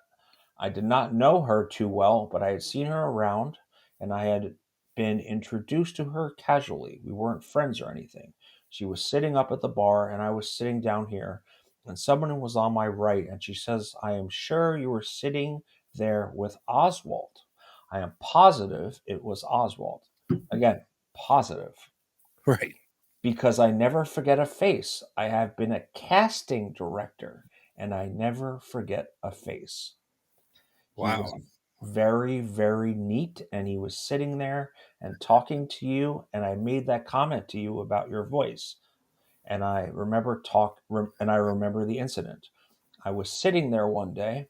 I was talking to somebody, and Barbara did made a comment about my voice, and the reason I think it was not is because, first of all, that night she was talking to me. We decided after talking about 2 hours that she was so sure of herself, and all this travel pattern had emerged. And I am saying, Barbara is suggesting, she is saying, well, maybe you didn't recognize him. He came walking in, and of course, there was always that other consideration that I was revising the book at that time, and he would have come walking in. And she convinced me that this is probably what happened. He came walking in and sat next to me, and we were talking to her. And she made this comment on my voice, and she went back to her conversation, and I went back to mine. So again, sidestepping here is Thornley. I'm not sure. Now, for all the smart folks out there, you'll recognize the Bourbon House from our Martin series, and the interconnections between Jolly Joe Martin and the Buckley family, William F. Buckley and his brother Ross Buckley, who was in New Orleans at the time and hung out at the Bourbon House, among some other notable, I guess, beat guys, if you will, of the time. Scafoozas, yeah. And I mean, you know, of course, if Kerry Thornley had been so impacted by Lee Harvey Oswald to write a book about him and be revising his book about him at the time that he was in New Orleans at the Bourbon House, and then all of a sudden Lee Oswald walks in the fucking door of this place and sits down next to him and says, "Hey, how you doing?" You'd think he would remember, unless he was just zooted out of his mind, which is what it sounds like. Right. But if you're writing a book on this dude and you had... That would trip me out if I was tripping. You know what I mean? Yeah. Like, yeah. I'd be like, no way, this is not happening. You know? Like, right. What the fuck? He seems to be distancing himself intentionally. Just a little bit. Yes. Yeah. And kudos to Miss Reed, Cami says. Yeah. And I tried finding some documents. It's REED, not REID, but I tried finding documents on her in Mary Farrell, and there are none. So that is interesting. I think it's REID. That's why you didn't find any. Oh, okay. Well, then the Garrison transcribers misspelled it, and boy, is he tap dancing! Yes, sir, James. He's doing the jig, and that is, I think, And this is why I said keep in mind of why Garrison would charge him with perjury 2 weeks later. Yeah, And, because and Garrison, like, this guy's full of shit. yeah, Because I'm pretty sure that Garrison brought in Barbara Reed too and talked to her. yes, I Fairly think certain of that. I believe so. I believe it's in one of the Garrison boxes. I did not find And that, she but- blatantly says, "Yeah, I saw Oswald and Thornley together in the Bourbon House talking for sure." right. And the fact that she's the casting director, never forgets a face. Just saying. Yep. Yep. Timothy Ryan. Rabbit holes inside rabbit holes. Truly amazing. Yes, for sure. Yes. And get the fuck out of here, Turin says. So many coincidences. And Timothy Ryan echoes those comments as well. Yes. Fuck out of here. It's crazy, man. So let me get back to this. Hang on. There's a couple more starred comments, I think. Okay. I unstarred a couple just now.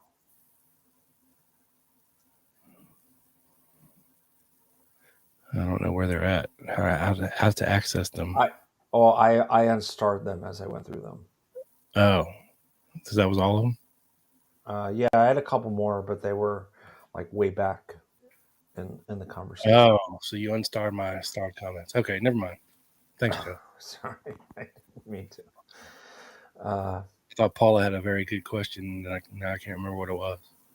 She did. Let me see if I could find it real quickly. Joe deemed it not worthy of discussion, but I did. Just say yes. Yes. Oh, she said, I think how much of Thornley's story has been verified with supporting documents? His confiscated novella, has it been released? Yes. In the 90s. The date of the composition verified? Or did this Scafusa just seriously trip?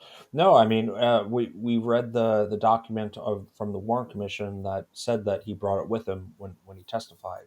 Yeah, they confiscated it, and they got it back out of the archives in the late 80s, early 90s, and then it was published finally in 1991 with the help of David Lifton. Yeah. Another California-based conspiracy researcher. Yeah. And of course, you have the Secret Service document on the 23rd, and the FBI interviews on the 24th and the 25th and the 27th, I believe. So, is that the one? Yeah, that's the one. Yeah. Okay. Good. Sorry. James says, did Garrison hook him up to a polygraph? No, but I think he wanted to, and Thornley said, "No way in hell, Jose," and never did. So I wish he would have, because I'd have loved to see the results of that. Yeah, that would have been interesting. So I don't think she did, because the next day I started asking people. You don't think so? Skiambra asks. I don't know whether it was Oswald. I can't remember who was sitting there with me. I don't think it was Oswald for two reasons. The first thing is, if I could remember who it was, then I could say definitively. In view of the fact that ... gets interrupted. I understand those facts, but in the view of the fact that you were writing a novel about him, I think you would recognize him. You think? Yes, this was Barbara's theory. Was her theory, right? I don't know. First of all, Thornley says, the next day I started saying to people, Barbara is sure she saw me with Oswald in the Bourbon House. That is the first thing. I kept asking people. He might have been tripping. He was. Or drunk. That's how. Did you ask them, Scamera, if they saw you at the Bourbon House with Oswald? No, I did not ask them. How would they know? Barbara was there. I said, Barbara is sure she saw me at the Bourbon House with Oswald. I don't know whether it is true or not, because she is sure she saw me there, and she has convinced me that she saw me. Again, tap dancing like crazy. Yes. This is Barbara Glancy Reed. And that's exactly why I could not find the documents, Rob, because they had misspelled her name in the Garrison deposition. Amongst the most colorful Dischordian characters we've covered, the main focus of which was Reed's role in the Jim Garrison investigation, Boondoggle, not to mention her noteworthy involvement as one of the very first members of New Orleans' branch of Dischordian Society. Suffice it to say, we merely scratched the surface of this remarkable lady's life, whose greatest claim to fame was her role in shaping the New Orleans music scene of the late 1950s and 60s. Interesting, huh? Yeah. And also, real quick, James is saying LSD was not readily available before it appeared en masse in San Francisco circa summer of 65. But, James, there's a big but here. Okay. What's interesting is, and the reason Turin, I just read the title of the show, Fair Play for Switzerland, LOL. And there's a reason. Okay. So when you look back at the history of LSD, it was first synthesized by a chemist at Sandoz Laboratories in Switzerland by Albert Hofmann in 1938. Wow. That's why, I bet that's why they named it that. Yeah.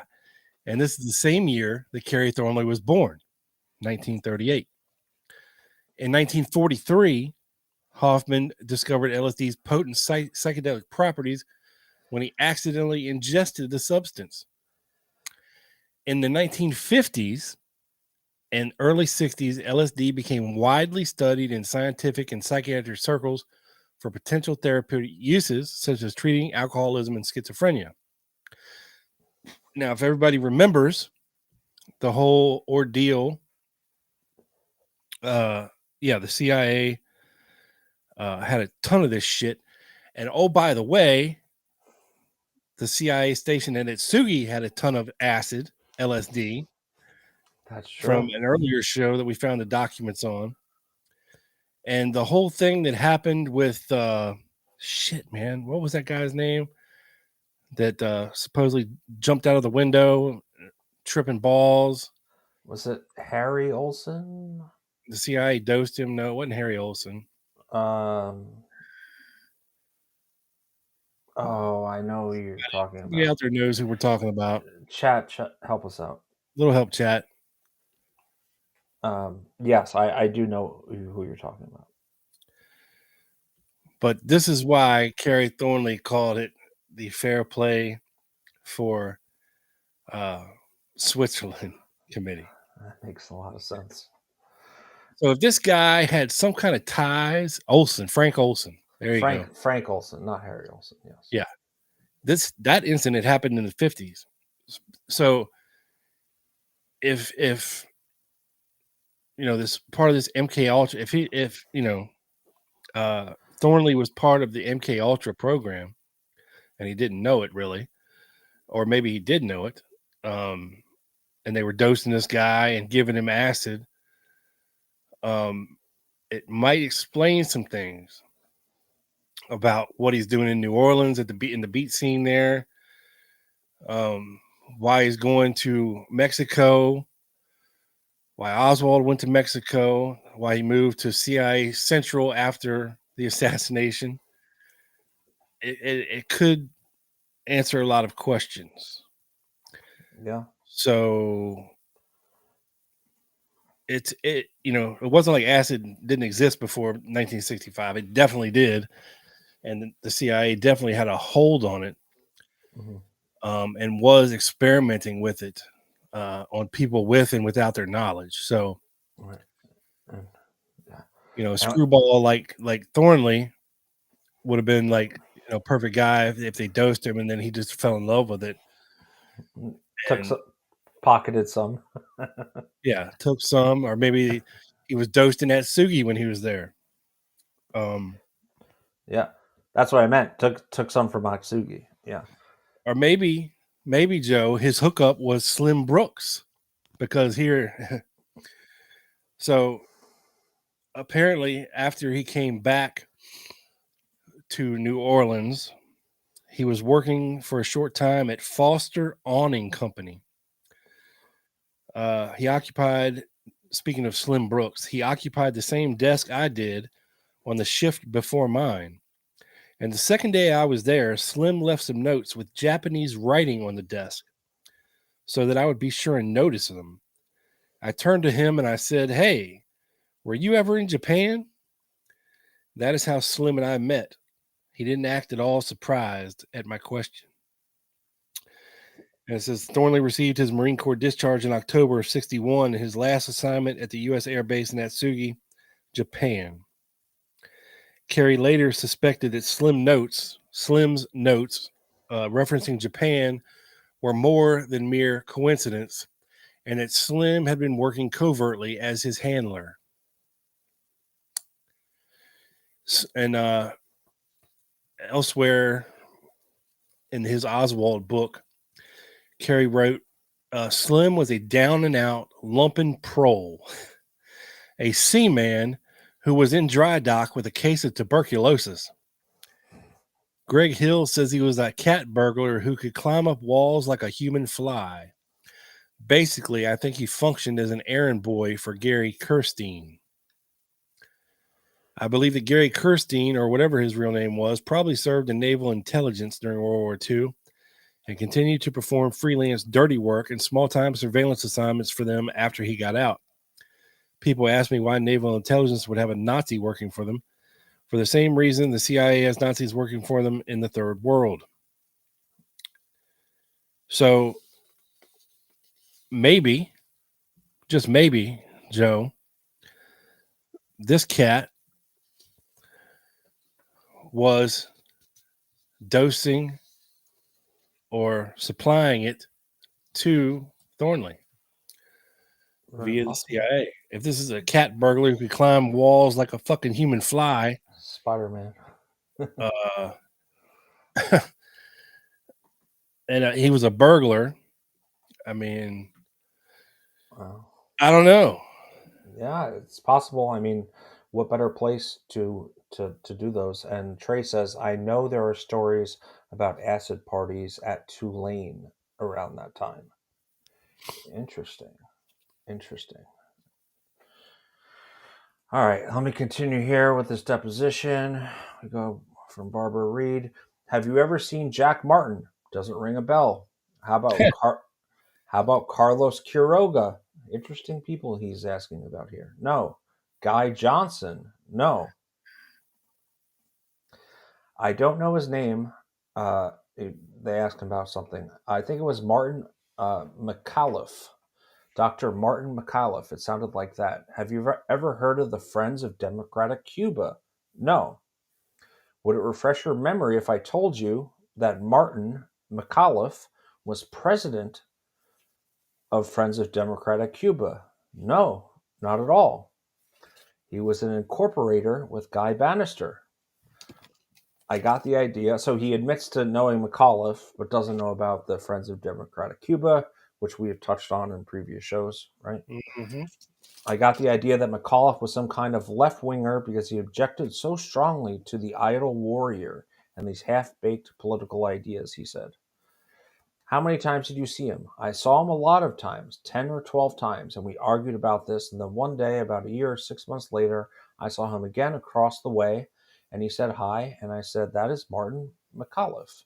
And he didn't like my book, and he overheard that and looked shocked.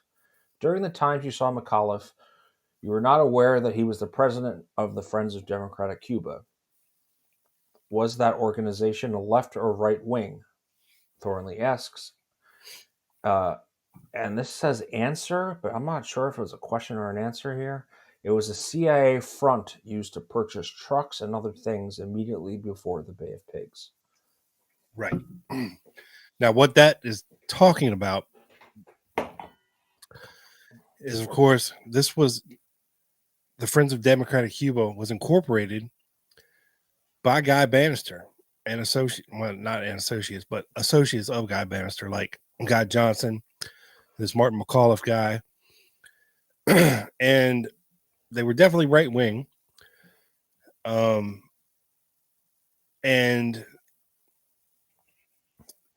when he's referencing here the use to purchase trucks and other things, there was an instance in New Orleans, Yeah. where Lee Oswald's name was used. Yeah. I believe it was 1961. Yeah. When he And was still in Russia. Yeah. He was in Russia, and so it couldn't have been him. So I think Garrison's traveling down this path, trying to say that it might have been Thornley, pushed to do that by the Friends of Democratic Cuba.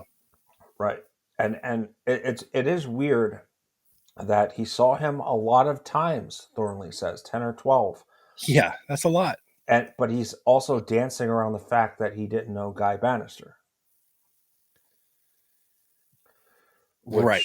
Which would be a stretch for me. Well, somebody like Guy Bannister probably wasn't a guy that you wanted to be dragging his name around. I mean, That's true. You know what I mean? Yeah, some he's a step above, right? Some people he's not associating with every scafuza. Yeah, like Martin McAuliffe sounds like a giant pussy name. Mm-hmm. But somebody like Guy Bannister, a serious, former FBI guy, serious motherfucker, probably had a gun with him at all times. It was somebody that probably Thornley was smart enough not to say that he knew. Right. But wasn't Bannister dead at that time? No. By the Garrison investigation? Oh, yeah. Yeah. That's what I'm saying during this interview. But yeah, he's still distancing himself from that. Thornley knew he was dead. How about a man named John C. Martin, who I believe, Rob, was the trademark guy, right? The head security guy at the trademark? Trademark, yeah. Yeah. Nope. Alvin Bobarf. Nope. Melvin Coffey. I heard of somebody named Coffey because I thought I heard what a strange name. Where did you hear it? I don't know where I heard it. Somewhere when I was in New Orleans. I can't recall the incident. I just recall the name Coffey. Can you recall who mentioned it? No, I just recall the name Coffey and thinking it's such a strange name. You wouldn't recall having met him. No, Thornley answers. So this is interesting. How about Gerald Patrick Henry? Hemming. Yes. No, that doesn't sound familiar. A question. Very tall, about 6'8", 250, which of course, Hemming was extremely tall. I don't know if he was 6'8", but he wasn't 6'8". He was like 6'7" or 6'6" or something. But about 6'5" or 6'6". Yeah, he was tall. No, I'm trying to think of somebody. He is a friend of Lauren Hall's. Have you ever met him? He has been in the paper recently. Nope. Thornley says, I saw his picture in the Free Press, read all about him there. Lawrence Howard. As far as I know, I have never met him. Billy William Seymour, of course, of Interpen. Nope.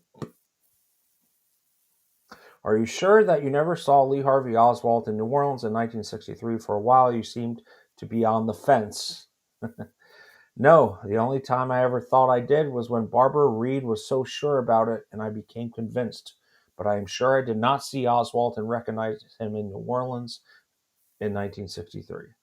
You were telling me that there was a point when she had convinced you that you were with Oswald. Yes, she convinced me, certainly. There was 2 hours or so she was talking to me, and she said, Kerry, what must have happened was this. You must have walked into the Bourbon House, and he must have walked in. You must have seen that his face was familiar, but not recognized him out of uniform and all this stuff, and he must have sat down next to you. She was so certain, so positive. Question, Skiambra. Did it seem to you that this was possible? It seemed to be possible when she got all through until the next day and people began to say Barbara Reed connects herself with everything that happens. Then it seemed impossible. So I was kind of dancing around. Have you ever met Marina? Not that I know of. I thought I saw her standing waiting for a bus when I got off here. But Mo said he was sure it wouldn't be her because she wouldn't be alone. But did you not meet her in 1963? Thornley. Not that I know of. This is the thing.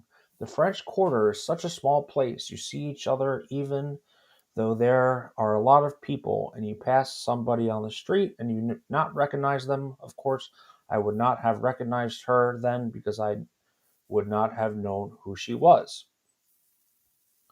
Which, of course, he wouldn't have because during the time he knew Oswald, he had not defected to Russia and met Marina yet, but he's still kind of tap dancing here. Question, when did you make the decision to move to the Arlington area after the assassination? After the assassination or before? Yes, after the assassination. And so 2 weeks later, after this deposition, the district attorney, Parish of New Orleans, state of Louisiana, Jim Garrison, does a press release, February 21st, 1968. Kerry Wendell Thornley, today, was charged with committing perjury before Orleans Parish Grand Jury during his testimony on February 8th, 1968, which, of course, we just went through. The perjury charges were based on his sworn testimony before the grand jury to the effect that he did not think he had met Lee Harvey Oswald in New Orleans in 1963. Evidence indicates that he did. So they are not buying Thornley's story here. When the Warren Commission hearings were held in 1964, Thornley testified that Oswald was a communist when they were in the Marines together in California. Prior to Oswald's 1959 departure for Russia, Thornley was the Commission's star witness concerning Oswald's early left-wing orientation, inasmuch as Oswald was really, at any time, a communist. He was more Since a I'm just going Marxist. to read the footnote. Yeah. Since the portrait of Oswald as a demented Marxist was not forthcoming from other Marines, the testimony of most of them was presented simply in the form of brief affidavits. Thornley's image-creating testimony Warren Commission testimony, lasted for 33 pages, at the end of which little doubt was left about Lee Oswald's commitment to communism and his qualifications as an assassin. Nor even inclined in that direction, and inasmuch he was sent to Russia as an employee of the United States government, this is Garrison, it was necessary to have a major witness testify in great detail to create an early image as a Marxist so that there would not be too much public curiosity about the real reasons for Oswald's abrupt departure from the Marine Corps to sail to Russia. Thornley's Warren Commission testimony concerned his observations of this Marxist personality during their service together at El Toro Marine Base, California, 1959. He testified that he had not seen Oswald since. Thornley's own long residence in New Orleans after his discharge from 61 through 63 was not examined in any depth in the Warren Commission. So see, Thornley was in New Orleans in 61 and could have used Oswald's name on behalf of the Friends of Democratic Cuba to try to purchase Jeeps. That's a good point, sir. Good Yeah. point.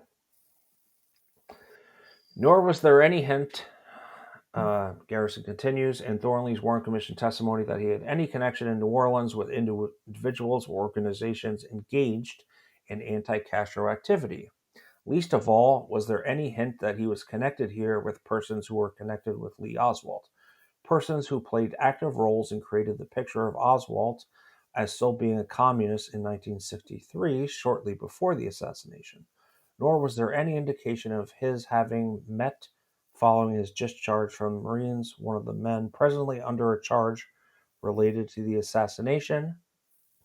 Like a number of young men who have been identified as CIA employees, Thornley had a post office box in the federal building across from Bannister's office. Such post office boxes are customarily used by federal employees with clandestine assignments as message drops. Or As well, LSD drops. yeah, as could be, as well as acceptable excuse for regular visits into a federal building. Another of the young men having such a post office box was Lee Harvey Oswald. What this means is simply that Kerry Thornley and Lee Oswald were both part of the covert federal operation operating in New Orleans. The only difference between Oswald and the other young CIA employees was that having performed a flamboyant Russian assignment for his country, he had a beautiful potential as a decoy in the assassination, a potential which, as it happened, his employers did not waste. Thornley actually lived across Lafayette Square from the, I think it's Olympic office. I can't see. And the Newman building, in which Oswald was later seen prior to his moving into the French Quarter. At the time of the assassination, Thornley was living on Dauphine Street, a block and a half downtown from Esplanade. Shortly after the assassination, he departed abruptly for Washington, D.C. area, where he remained until after his testimony before the Warren Commission. By a curious stroke of luck, Thornley, during his New Orleans residence, wrote a book based on Lee Oswald. He completed it about the time of the assassination. As luck would have it, the man he wrote about ended up being charged with assassinating the president. Apparently, no one else had written a book about Oswald prior to the assassination, and in due course, it found its way to a publisher. In way due course. The Central Intelligence Agency elements which accomplished the execution of President Kennedy included, in addition to the ambush squad of professional assassins used in Dallas, individuals working on custodial assignments and on image-creating assignments. The technique used in creating a communist image for Oswald were persuading him by means of a pretext to engage in certain activities such as handing out Fair Play for Cuba pamphlets, having other employees play his part in more inculpatory tableau, such as appearing at the Mexican consul here and inquiring as to whether he could bring a rifle into Mexico, or ostensibly receiving money being paid to him in the courtyard of the Cuban consul in Mexico City and testifying after the assassination that Oswald was indeed a deranged communist. Like all large bureaucratic federal agencies, however, the CIA is capable of goofing. In spite of this carefully contrived insulation and the countless red herrings it planted along the way, it goofed with regard to Thornley, apparently because by mid-December things appeared to be well under control. A few weeks after the assassination, Thornley abruptly cleared out of his Dauphine Street apartment, leaving a note for his landlord that he had to go to town just outside of Washington, D.C.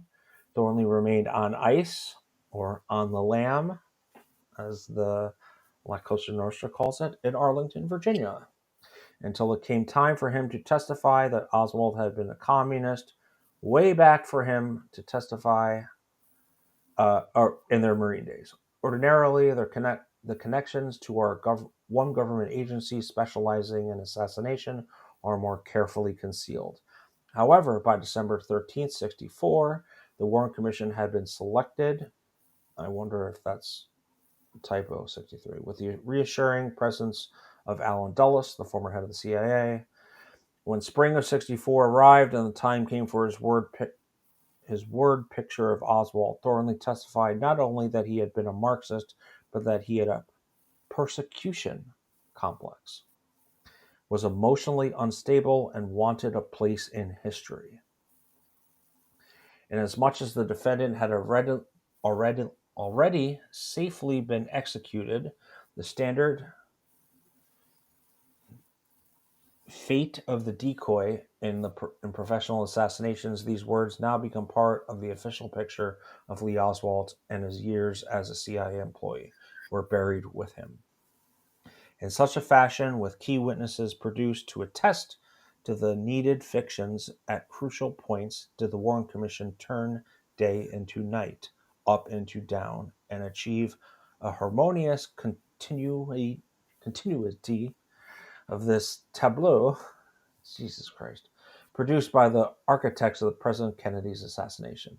That is why the concealment of the involvement of the elements of the CIA was so successful, because the 7 distinguished men of the Warren Commission literally adopted the scenario developed by the assassins. Their giving official status to the fraudulent fairy tale made it extremely difficult to learn what really did happen to John Kennedy, especially when the new president issued an executive order concealing much of the crucial evidence for 75 years. With regard to Thornley, the total absence of any details in his Warren Commission testimony concerning his relationships in New Orleans with relevant individuals reveals his 33-page picture of Oswald at El Toro to be synthetic and representative of the fictional nature of the entire fraudulent investigation.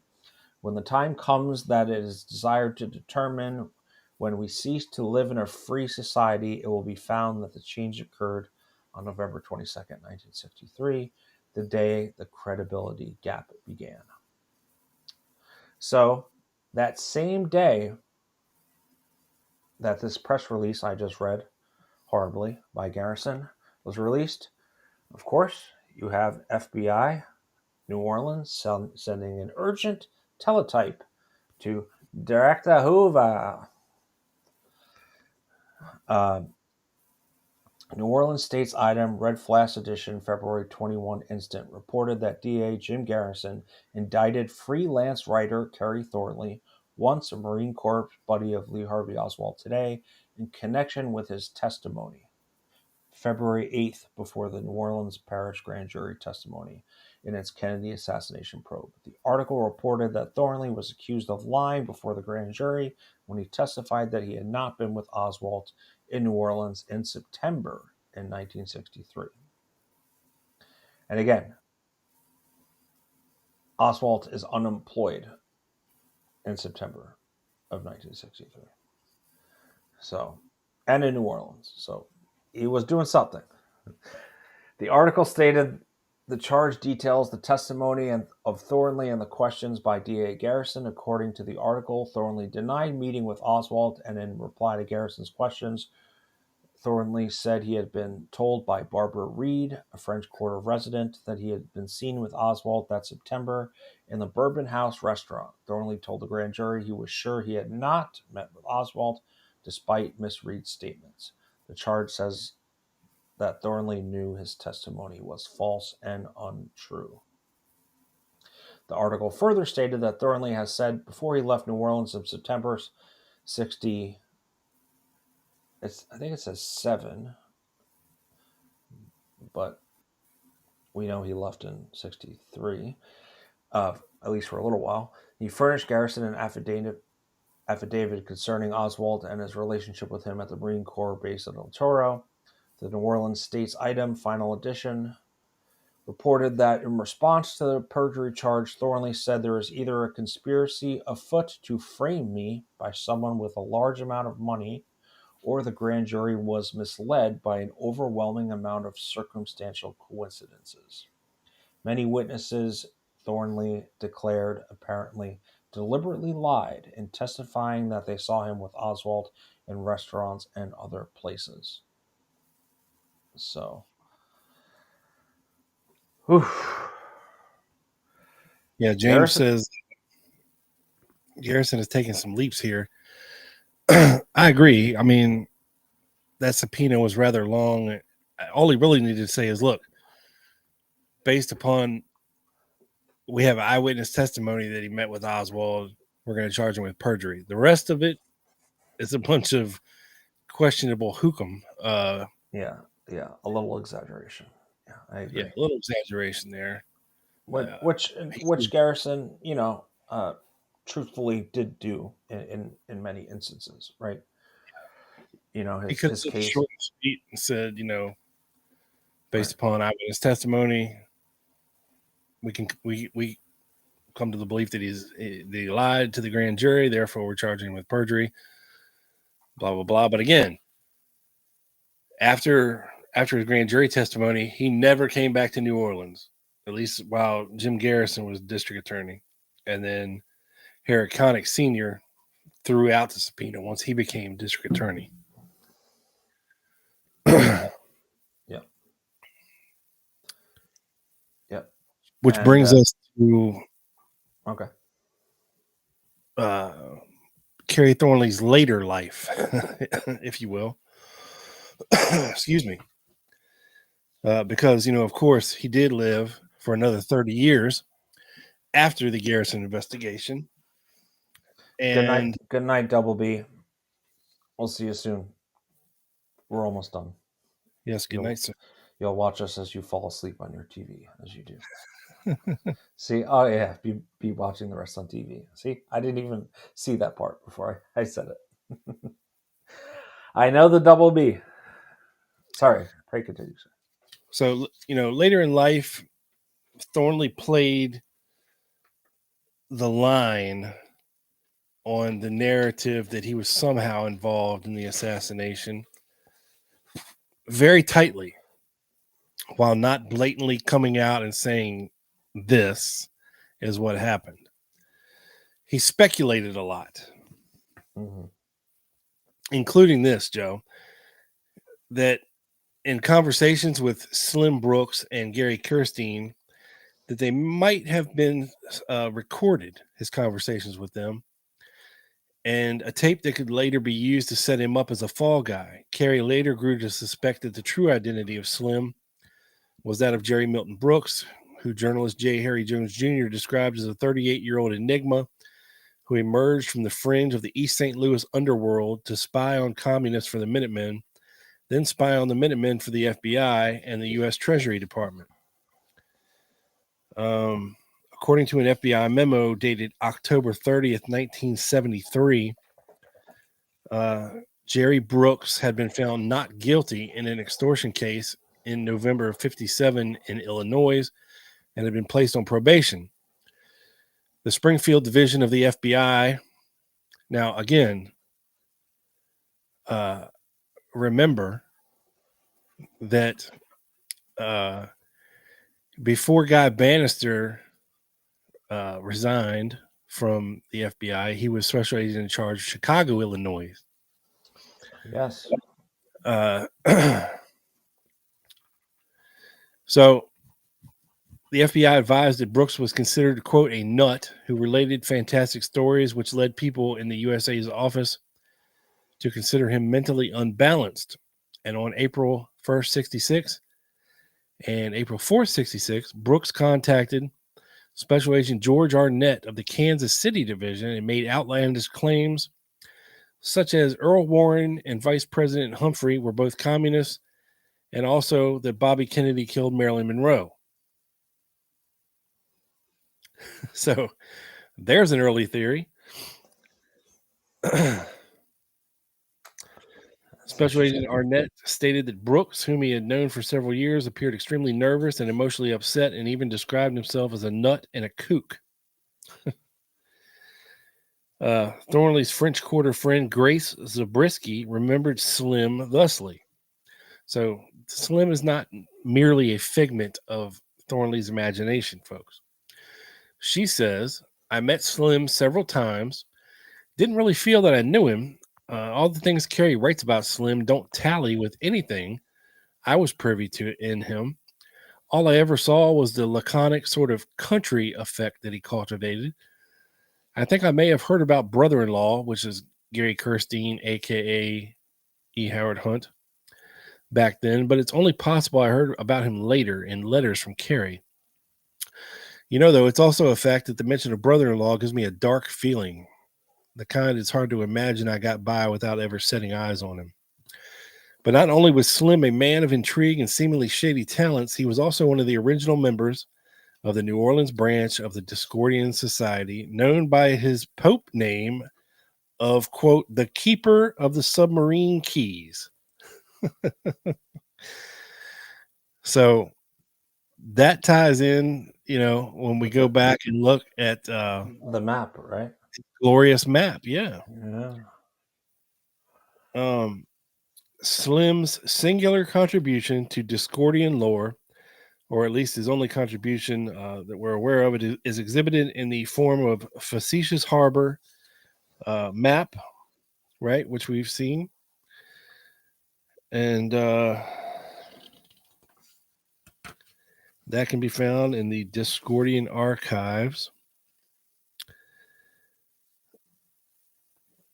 Let's see. Facetious Harbor. This is a somewhat exact duplicate of a confiscated map taken from a descended muskrat, hunter, and pirate. It charts a hitherto unknown area. A total of 16.4 maps have been sent to verify the map, but of those that have returned, none were sane enough to reveal the area's position, particularly in regards to politics. If you can find the damn place, good luck, for it is rumored that there is a vast fortune of 400 million muskrat teeth and brass buttnicks, brass buttnicks, whatever those are. I don't know. That was the flip side to the Facetious Harbor map. And Brooks was linked to a Minuteman scheme in Kansas City. And I'm not sure the exact date of this. I think it was 67. An alleged scheme to poison ambassadors to the United Nations and a short-lived plot to assassinate Senator J. William Fulbright of Arkansas has been related by the Kansas City Star in a copyrighted story. The newspaper said Thursday a former trusted aide in the Minuteman organization, Jerry Milton Brooks, had been subpoenaed to testify before a federal grand jury on April 22nd. The Minutemen, a right-wing group headed by Robert Depew of Norburn, Missouri. Depew is awaiting trial on charges of contributing to the delinquency of a minor, a misdemeanor, and illegal possession of, quote, bombs and bombshells, is free under a $3,000 bond at this time. The subpoena for Brooks was issued by Calvin Hamilton, assistant U.S. attorney. Brooks, 36, defected from the Minutemen and now lives in Kansas City. The Star said he has dictated and signed a 78-page statement about the Minutemen in the Jackson County Prosecutor's Office. Brooks said that he left the organization. He described several Minuteman gatherings, one of which was a training session at which a man outlined a plan to place cyanide in the air conditioning system of the United Nations building in New York. Brooks said the plot against Fulbright was broached at a freedom rally of the Minutemen in 1962, at which there was a discussion of assassinating the Arkansas senator who was chairman of the Senate Foreign Relations Committee. Brooks said the plot was stopped by Depew because the leader feared that if the assassinations were carried out, subsequent investigations might endanger the life of the Minutemen organization. So was this, I mean, a 78 page, what do they call it? Statement? Affidavit? Something. I mean, that's a lot of snitching going on. Yeah. Right? Yeah. A whole lot of snitching going on. Yeah. So who knows what this guy was up to, who he's affiliated with, but it's definitely up to no good, Joe. Definitely up to no good. Yeah. And to I think it was James's or Timothy's comment earlier was, I don't think Thornley was involved in the assassination. I agree with that, but I think there is more to Thornley than he is saying. He was really intelligent, and based on what is his presence in New Orleans in 1961 and his association with McAuliffe,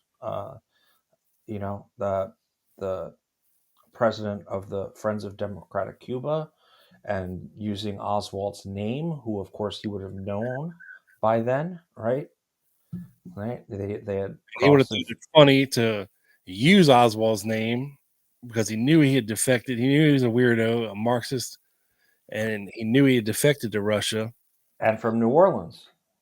and from New Orleans. And, he intrigued about this guy enough to write a book about him before the assassination.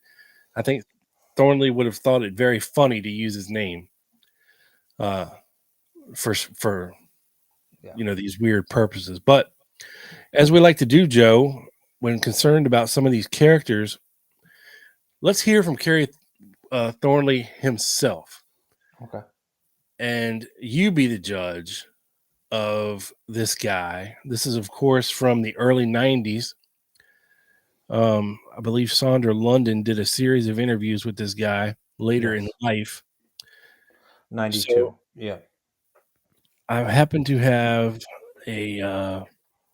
it's a 3-minute video here. So let's hear what he has to say. This was done in 1992. So here we go. Here is Kerry Wendell Thornley in the flesh, beard rolling. My name is Kerry Wendell Thornley. I was in the Marines with Lee Harvey Oswald.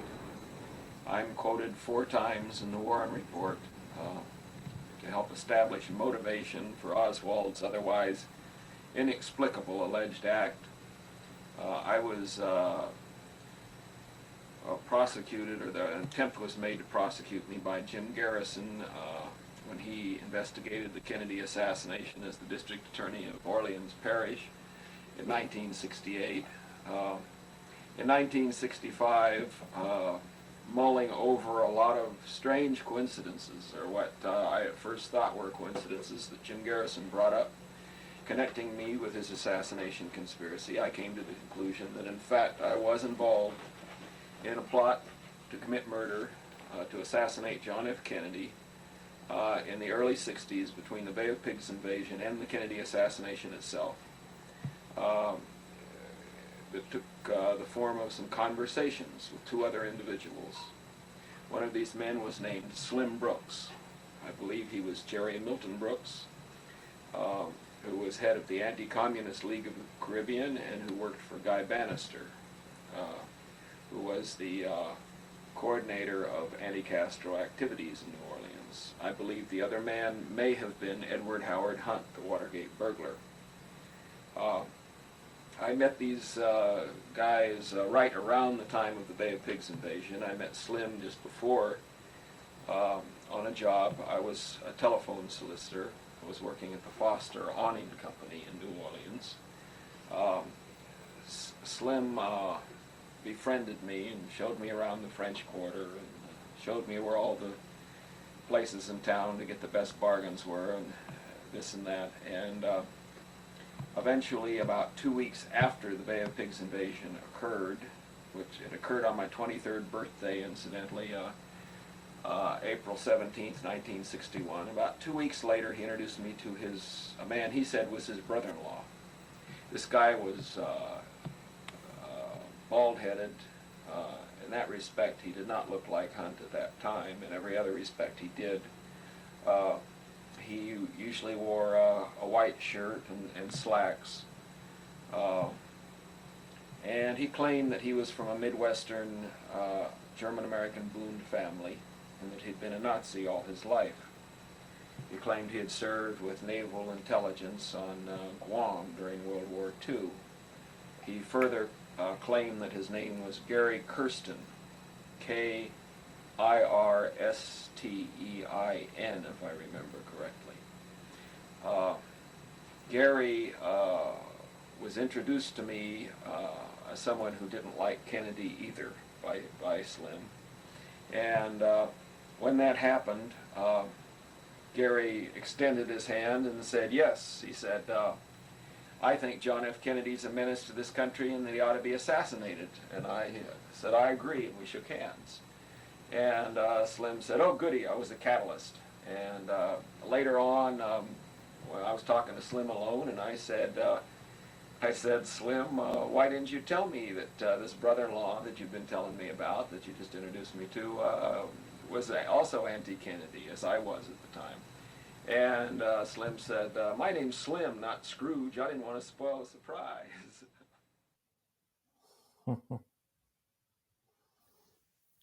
So there you have it, the short version. Yeah. of a much longer series of interviews with Kerry Thornley. We may watch some more next members only show. Yeah. Just to get a better feel for this guy. But as you can see, I mean, at this point in his life, Joe, he's not coming across as a crazy, acid-soaked lunatic. You know what I mean? Mm-hmm. For sure. Must have worn off by then. Yeah. The sad ending to all this is that 6 years after this interview, he would end up dead, homeless in Atlanta, Georgia, destitute and alone. Yes. Yes. Which is not a good ending for anybody, let alone somebody like Kerry Thornley. Yeah. So a very sad ending to a very complicated, intriguing, chaotic, Dischordian life, dude. Yeah. And one more thing I want to add, because I just asked Grok this really quickly. E. Howard Hunt service began shortly after Pearl Harbor and involved a progression from naval duties to intelligent work. U.S. Navy 41 to 43 in the Pacific Theater. His role included anti-submarine warfare, and that would line up with what he just said in that little clip we just played there.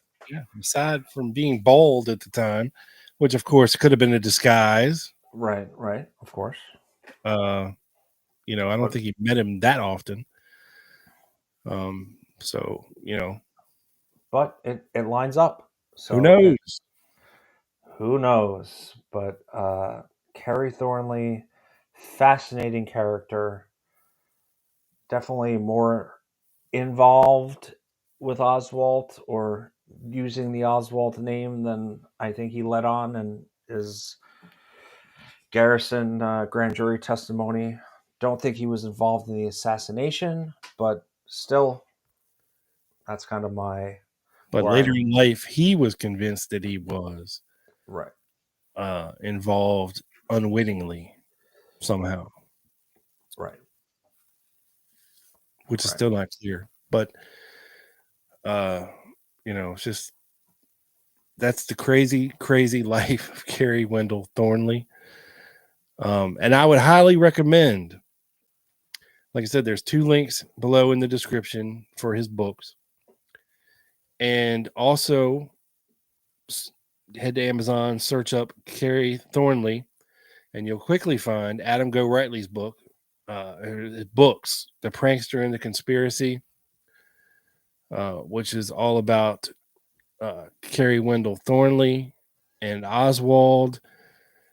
And it goes a lot more in depth with Wendell's involvement in Dischordianism and the acid scene, or whatever you want to call it, the counterculture scene. I highly recommend, like I said, I think Adam Go Rightly is one of the best living examples of some of these. And his other book is called Caught in the Crossfire, Kerry Thornley, Oswald and the Garrison Investigation, published in 2014. That book is also on Amazon as well. And highly recommend Adam's work.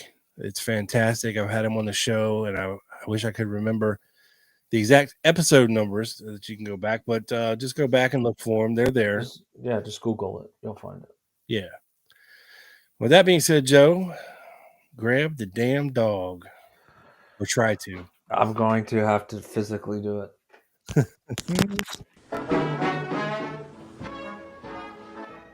All right, folks. That's the Friday episode. That's Kerry Thornley, and this has been the Lone Gunman Podcast. Back live with you here on Friday with Joe Borelli, live in living color in lovely Ruby. Joe must have woken her from her nap. Yes, she was definitely napping. He looks a little pissed. Thanks, folks, for hanging out with us. and we're going to be back to the usual schedule of things. I believe we'll get back to the book review before the next Wednesday show. And thank you, folks, for all your great input to the show and your questions. They were great. And the information you guys came forward with is great. Yes, this was a fun one. Yeah, and you know, you keep us laughing. So we appreciate everything. Thanks to the Double B and Greg for the super chats and the membership gifts. We love it when that happens. And we'll see you sometime next week when the book review drops, and then definitely on Wednesday. And we'll be recording quick hits this weekend, so look for that to probably come out on Monday, I'm guessing. Nice. If all goes well, according to plan, which sometimes it doesn't. But be looking for it. Well, with that, we're out. I'm Rob Clark. He's Joe Borelli.